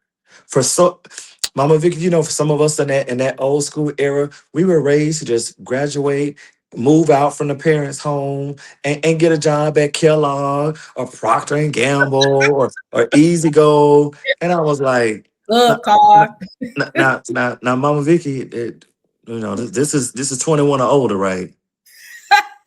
Yes. So when it was told to me, they was like, what, you just get grown and get a family. I was like, hell no, it ain't gonna be me. Like, I'm looking at y'all. Y'all, you're broke, you're poor, you're miserable. You're only with this man because of what? And he's only with you because of what? So I knew I didn't want that to be me. And again, this was something that was passed down from one generation To to the the next, to the next, and so forth and so on. And I knew early on, I said, I got to break the cycle. mm. So I've officially been in Atlanta now for 19 years. It'll be 20 this coming Wow. August.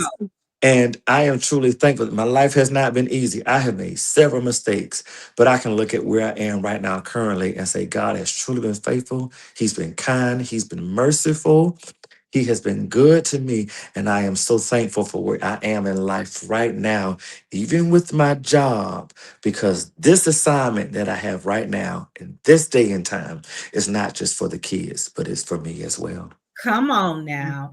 I love that. How can people get involved, whether as a mentor, supporter, partners, Yes, yes, yes, agent? yes. How can people get involved? They can go to www.bbbsatl.org. And all the information is on the website. We are in dire need of male mentors for our community-based program. So with the community-based program, you will have your own um, a little in the community. So you are it's pretty much on your own time as far as like how you want to spend time with that little. Now, I'm not saying this be funny, but this goes for men and women. Now, if you know you have a record, Don't go apply for this job. if you know you have a record, Don't go apply for this job. if you listen, if you know you have a record, don't waste our time. Don't get on there and apply for a big and you want to be a mentor to somebody's child and you can't be within 50 feet of children. Don't do that. Don't do that. Because the way our system is set up, get Yeah, out. yeah. And God forbid you have a warrant, we're gonna bring you in, and the APD gonna be right there. You have the right to remain silent. Don't come in here and don't come in here and you got a record. Look, don't come over here. No, Stay. no, Why? mm-mm, We can't. no. But also with that, in all seriousness, we need people who are going to make a difference in the lives of these children. These kids, I'm telling you, because I am a mandated reporter and I work in education, these kids deal with so much.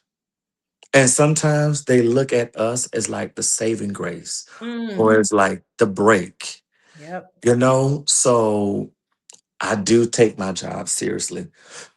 I really, really do. But at the same time, I want the parents and the children to know if I'm going to be for you, you got to be for yourself. That's exactly right.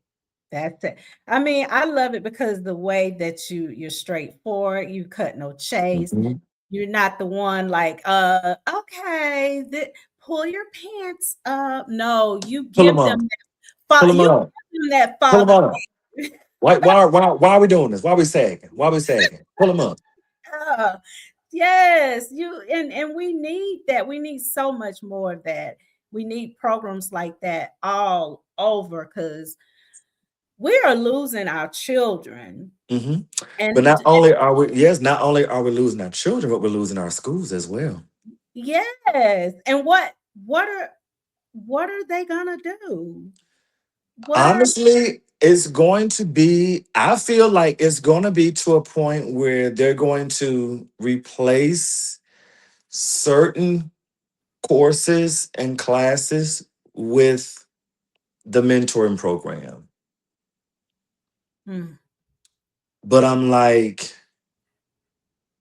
at the same time, we need to make sure that these kids know how to write a complete sentence, yes. how to understand that y equals mx plus b. Mm, I need them to understand who was the 10th president of the United States of America. Like, we still need to get to the fundamental basics, but we also need them to understand the importance of this program as well. And for some, it's like, it's kind of like 50-50. So at one side, it's like, we want them to get their education, no mentor program. And on the other end, it's like, we need y'all, but we'll just pass them along. But mm, is that the right thing? We're here for mentorship, but I'm all about education. I'm all about exactly. education. I had a child, and I'm not saying this to be funny. I gave an incentive to one of my kids, and he said he wanted American deli. I was like, okay, cool. I get it approved from the AP, and then I said, well, write down what you want, and then he says, how do you spell American? Mm, mm. That's sad. That's sad. Mm, mm. Come again? Like, That's I beg your pardon. You yeah, want a 10-piece honey hot with lemon pepper sprinkles, but you can't spell American? that's sad. Or you going upstairs and get that chicken sandwich for free. That's what you finna go do. Or if you're That gonna go to your English class and learn how to spell American, and you're gonna put it in a sentence, and you're gonna use it 3 to 4 times in a paragraph, and you're gonna bring it back to me. Those are the things that I have done come with on. my students. Come on. You making sure, okay, now I know he can't spell this, but now I tell you what, he's going to know how to He's spell. gonna know. He's gonna know. But you can quote every rap song. You can do every TikTok dance, but you can't spell American. I have an issue with that. I have an issue with that. And we have to, like with our children, when they write a sentence about themselves, describing what they want to be, they don't need to put a period at the end. They Mm-mm. need to put a comma Hmm. and a comma Mm-hmm. and a comma. You Mm-hmm. understand what I'm saying? Because Mm-hmm. once you put that period, that ends that sentence, Mm-hmm. right? Mm-hmm. So we don't want them to just stop at this. We want them to be good at this. We want them to do this and this. Yes. This. You, Yes. you get what I'm Yes. saying? You know, Absolutely. so we have to also teach them and let them know, listen, and you can do multiple things. You don't Yes. have to just do one thing. You can do multiple. You can go to school and play football. Yes. You can get your lesson. You can get educated. Like, not just go to school just to think about playing football. You can go to school and actually get your education and play football. But with that, you can play football. You can get your education, but you need to have good grades. You have to have good grades. You You can be one have of the best athletes there is, you have to. but if you're failing so horribly, then who's going to take you seriously when it comes time for scholarships and scouting? That's right. And you can't spell American. I have an issue with that. Well, I bet by the time you get finished with them, they can spell all kind of words because they can't come to you sideways and Mm-mm, don't know how to spell. absolutely not. I don't play that. I don't play that. I don't play that, and I won't play that. As long I tell the kids, I'm not here to be your daddy. I'm not here to be your parent. But if I feel like I have to, You're gonna step in. I'm going to step in. I love it. Especially when your parent has already given me the okay.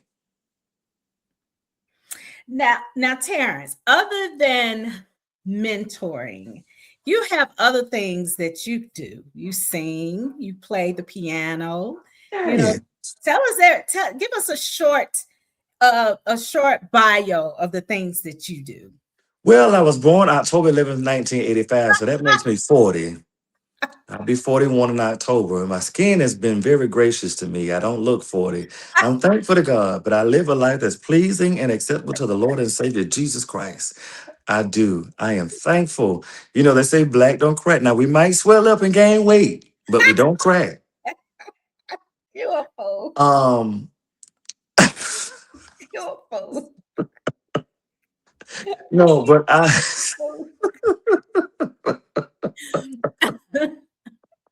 And y'all, he had a birthday party last year, and he told Danielle to make sure I was her plus one. He sure wanted did. he wanted my old self to be at his birthday party, Sure and I was did. Sure did. Sure did. Sure did. Now I'm having a day party this year, so I just need you to go ahead and clear your schedule for October the 10th. October the 10th. Clear your schedule. Clear there. your schedule. Okay. But in all seriousness, I am a published author. I'm getting ready to relaunch my website, but I wrote a book called You Matter. You Matter is a book of 365 daily affirmations for every day of the year. Mm, It's something that I'm extremely proud of. good for you. Um, I also have a gospel song that I came out with a few years ago. It's called More Strength. It's available on all streaming platforms. And if you want to find it, you can look it up by my name, Terrence Jackson, Terrence Jackson, More Strength. It has become like the funeral anthem on TikTok. A lot of funeral homes use it for videos and things of that nature. I'm in the process of coming out with my second single, which is called Okay. I Survived. I am Mm, in the process of coming out, getting ready to start my own nonprofit organization called the Terrence Jackson Foundation. And I'm also getting ready to start another little project called the Jackson Impact Project. My kids actually came up with that name. So I kind of want to do something that would allow me to still make an impact on the students that I have provided services to. That way they can still be connected to me. That way they can still have those resources and things that they would have had while they were at Bunch Middle School. wow. He is listen, I don't know. You're just doing it. That's all I can say. And just Thank keep you. doing it. We need more men like you. We do. We really, really Because do. you don't even have children, correct? I You don't. My it's funny story. My younger brother, when he was born, my dad said, I had this child for you. So literally my baby brother, his phone, people think he's my child literally because there's such an age gap. I'm 40 and he's 25. oh And yeah. so when he graduated from high school, all of his friends, well, his friends that were girls, they was like, "Oh, Chris, you got a fine daddy." And they was like, "That's my daddy, that's my brother." And he was like, "My daddy over there." Like, man, your daddy like, oh, so well, he's always literally his number is programmed in my phone as son, even since he had access to a phone. So that's literally he's literally been my child. I got him ready for elementary, middle, high school, prom, graduation, all of that. He's mine, but I now have 50 plus kids that are pretty much like my sons, and I look after them. They mean the world to me, and I'm truly grateful that the parents have entrusted me to be in their lives, even now. Amen. Now, I'm going to this is in closing, my signature question. Okay. Hmm.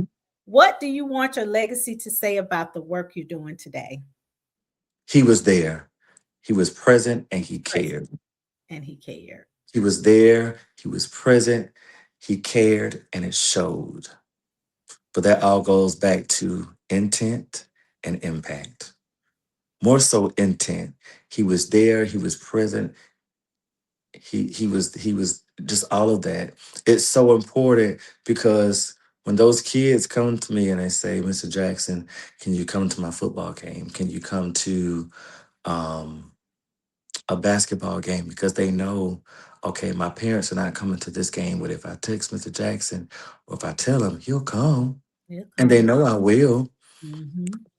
But see, I came from a present family, so I don't know what it's like to not be present for a child. So when Amen. I hear the children ask me to show up for them, it makes me wonder what does the home situation look like. But I don't have time to get answers. I'm Right. just gonna show up. I just want to show up. I love your legacy question. And Terrence, thank you so much cuz family, tonight we heard from a man who is truly doing God's work in the community. Hmm. Terrence, you're showing us what leadership really looks like, Thank you. what Thank you. Thank you. Thank mentorship you. looks like. I appreciate it. I really, really do. I am so thankful. I am so thankful for this time. Please bring me back on within about 30 to 60 days. Um, Definitely, I got you. yes. Please bring me back on. I would even love for you to come to Atlanta and maybe do a segment here at one of our podcast stations where I live. We have a Okay. few places where you can just come and sit up shop and just go live. Okay. So We'll I would set love it to. Yeah, we'll get with our our manager. We'll work out the you The know details. the details. Yeah, we'll work out the details. But anytime you need Vickey P, Yes, I am one phone. yes, All I have to do is hit TJ on my phone, and all you have to do is yes, hit Vickey P. And I am yes. so proud of you Thank today. you, I thank am. you, thank you, And thank you. it's funny when Danielle, when she was like, Mama, you know TJ. I said, TJ. She said, yes, he knows you. I said, yeah, I've been knowing TJ for a while. Hmm.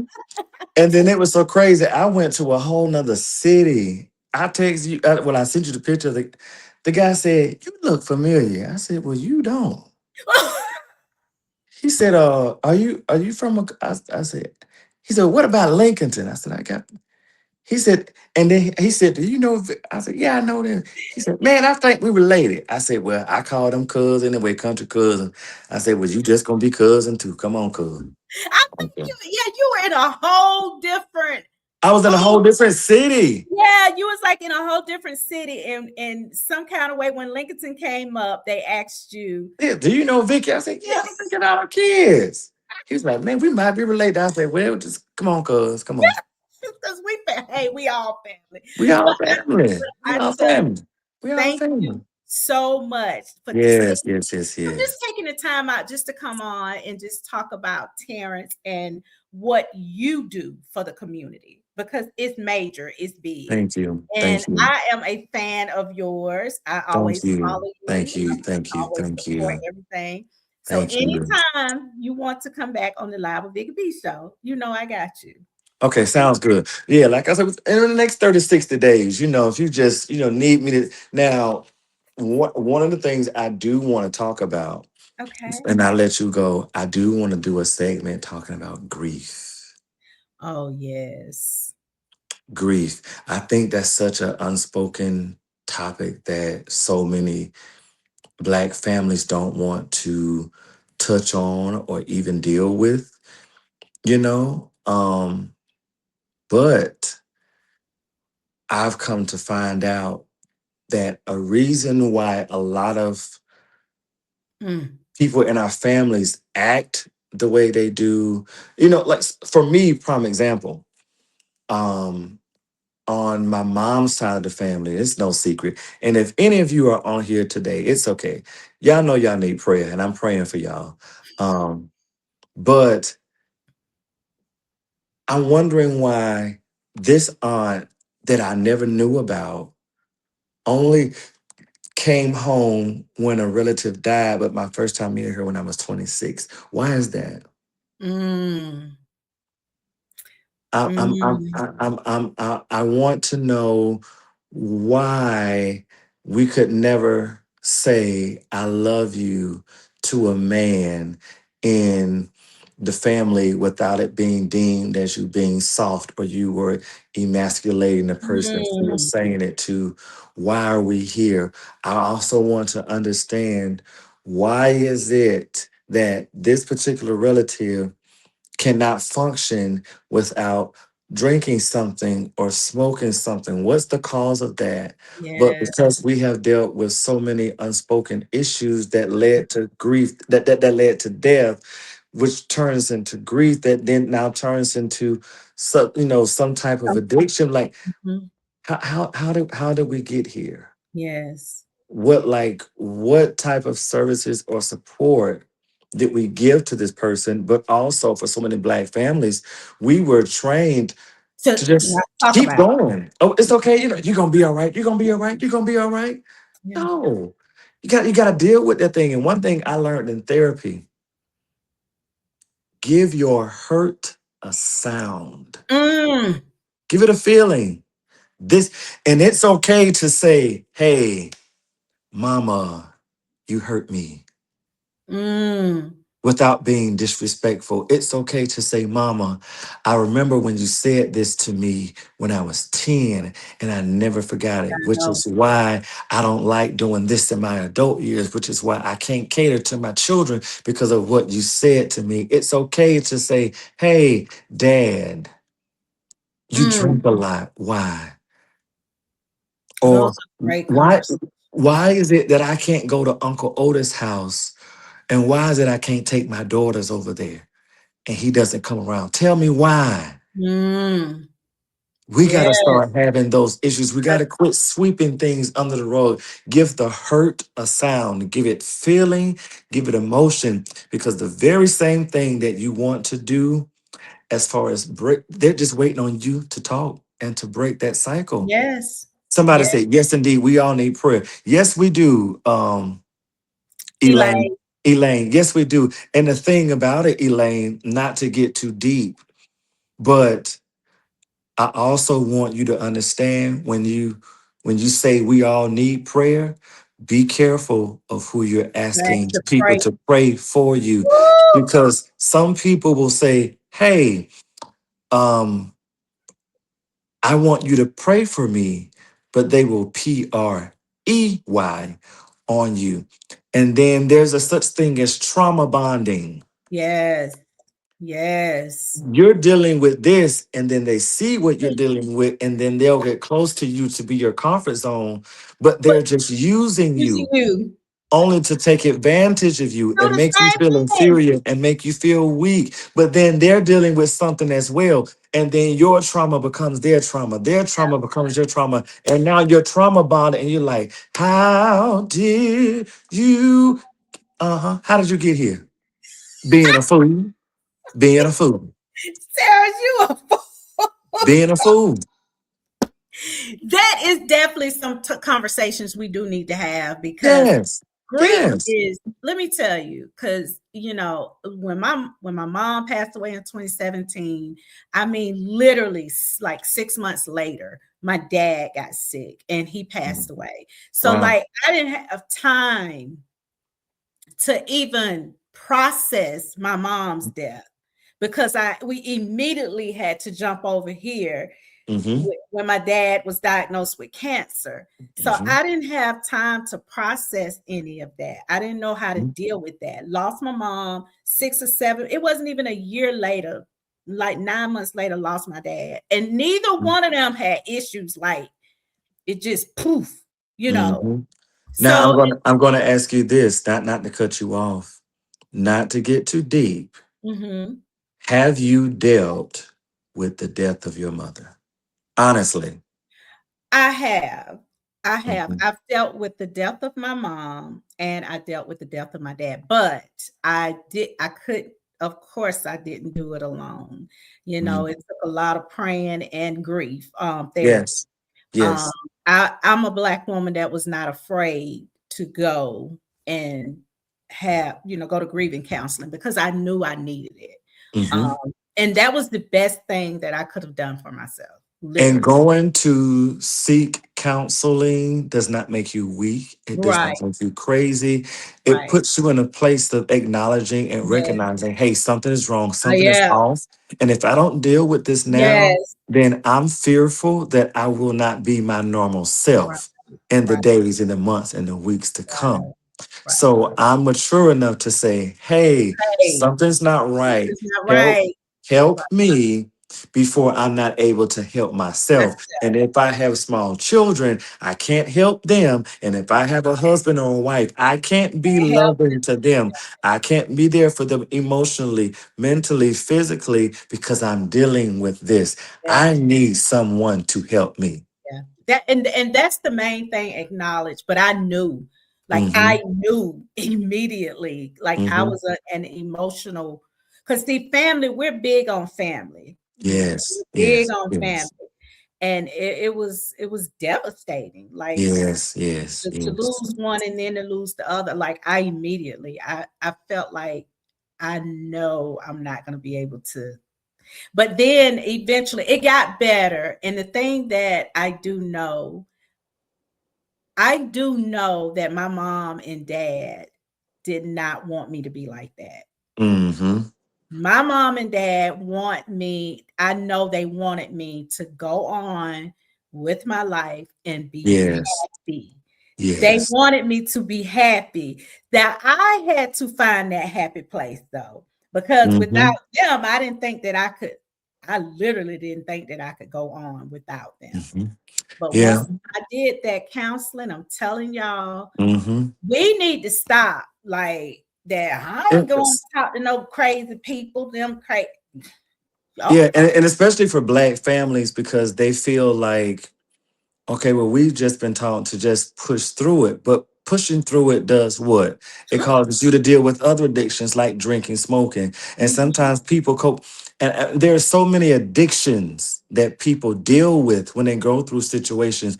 It just doesn't always has to be you drinking or smoking. You can have Eating, you can have a eating eating. disorder. You can have a sexual disorder. You know, Yeah, you feel like the only way to cope with pain is sex, yeah. the touch of Mhm, someone, the intimacy of someone, your mhm. home, not keeping your home clean, becoming Not a hoarder, sleeping. and Not not sleeping. So many other things. But again, it comes with acknowledging, recognizing, but also putting the work in to place that, hey, I oh, need to get some definitely, help. Yeah, definitely. we gonna talk about this in the next 30, 60 days. I'm gonna go ahead and send you another picture, put on a flyer, We're you gonna put it know. on the flyer and then get me to Atlanta and then we go Oh, put that's gonna be good. I got the perfect place, and we're gonna put you up on the pink house floor. Yes, indeed. cause see, I know how you do. I know how Well, the Lord has been kind. The Lord has been kind. He's been merciful. He has. He has. I'm so grateful. Yes, thank you so much for having me tonight. I am so grateful for this. It was worth every delay. It was. I'm so glad we got it worked out. Um, it's been a year delay. Because this was supposed to happen last year. yes, I'm so grateful. I really, really am. I really, Yeah, really am. I'm so grateful. Danielle, I don't know if you're still on, but make sure you always take good care of your mama, okay? they do. They Always do. make sure you take good care of your mama. And to anyone who's listening tonight, before we end this, I just want you to know, and I always tell this to my kids, if you haven't heard it today or if you haven't heard it in a while, I want you to know that you are loved. I want you to know that you are valued. I want you to know that you are appreciated. Mm, I want you to know that you are loved. that's the main. Whoever's on here tonight, there are so many people in this world that are living, but they don't feel like they're living. They just feel like they're existing because they don't feel like anyone loves them. I want you to know tonight that you are loved. I want you to know that you are loved by me, and I don't even know you. I don't even know your name, but I want you to know tonight that I love you. I want you to know that I appreciate you. I appreciate the work that you do on your job. I appreciate the work that you do in your community, but I also want you to know that I value you. I value you as a person. I value you as whatever you may serve in your home, in your job, in your community. And I'm so thankful for the work that you are doing. Continue to keep the work going, keep it consistent, keep it going because someone needs you. It may not be a child, it may be your next door neighbor, it may Mm, be your coworker, but someone is depending on you. They're mm, depending on your presence. They're depending on your words. They're depending on your strength. And if I can do one more thing before I go, I just want to speak life into someone to let you know that you do have purpose. mm, mm. You do have purpose. You do have purpose. And if this applies to you, you can put your hand on your chest right now, wherever you are, and say, my life has a purpose. Ooh, my life has a My purpose. life has a purpose. Yes. You do. As long as you can inhale and exhale, your life has purpose and meaning because Come you're still here. You're still here. God's not done with you. on. God's not done with you. So why should you be done with yourself? Mm. That's where that period doesn't end. It's comma, comma, comma, comma, comma. Come on now. There you go. Yes, well, TJ, thank you so You're much welcome. for Yes, coming indeed. on, and we will Yeah. be chatting. And Yes, thank I gotta go to bed. I gotta go to bed and lay down and drink my Metamucil. I done got in my 40s. Now I gotta drink my Metamucil. So you. Such a fool. Thank you so much, TJ, and we'll be you're chatting so we welcome. can set everything up. Okay, thank Okay, you. sounds good. All right. All Bye-bye. right, bye bye. You guys, that's the type of interviews that I wanted to have tonight. Two people from two different walks of life to bring two different stories, two different meanings. Listen, if you didn't get anything out of these interviews tonight, I don't know what to tell you, okay? Because when purpose meets, listen, let me tell you this. When purpose meets every expectation that you have for yourself, baby, that's a win-win. It's a win-win. But I'm so glad that you guys stay on with me tonight. I'm just super excited. I know this was a long interview, but thank you guys for staying on, hanging in here with me. I really do appreciate everything that you guys do for Vickey P and supporting me in every way that you do, from even the likes, the comments, the sharing my posts, and just watching my lives. I really, really, really do appreciate it. Now, we're going to end this night. And I will see you guys next Tuesday with Southern Soul artist T.R. Thompson. Next Tuesday, same time, same place, okay? So remember, if you don't remember anything else about the Vickey P Show, it is always a vibe. And I am accepting interviews. I am opening up my interviews for September, October, November. So if anybody is interested in coming on, you guys can message me, and y'all know how we get down, okay? Thank you guys so much for tuning in. Bye.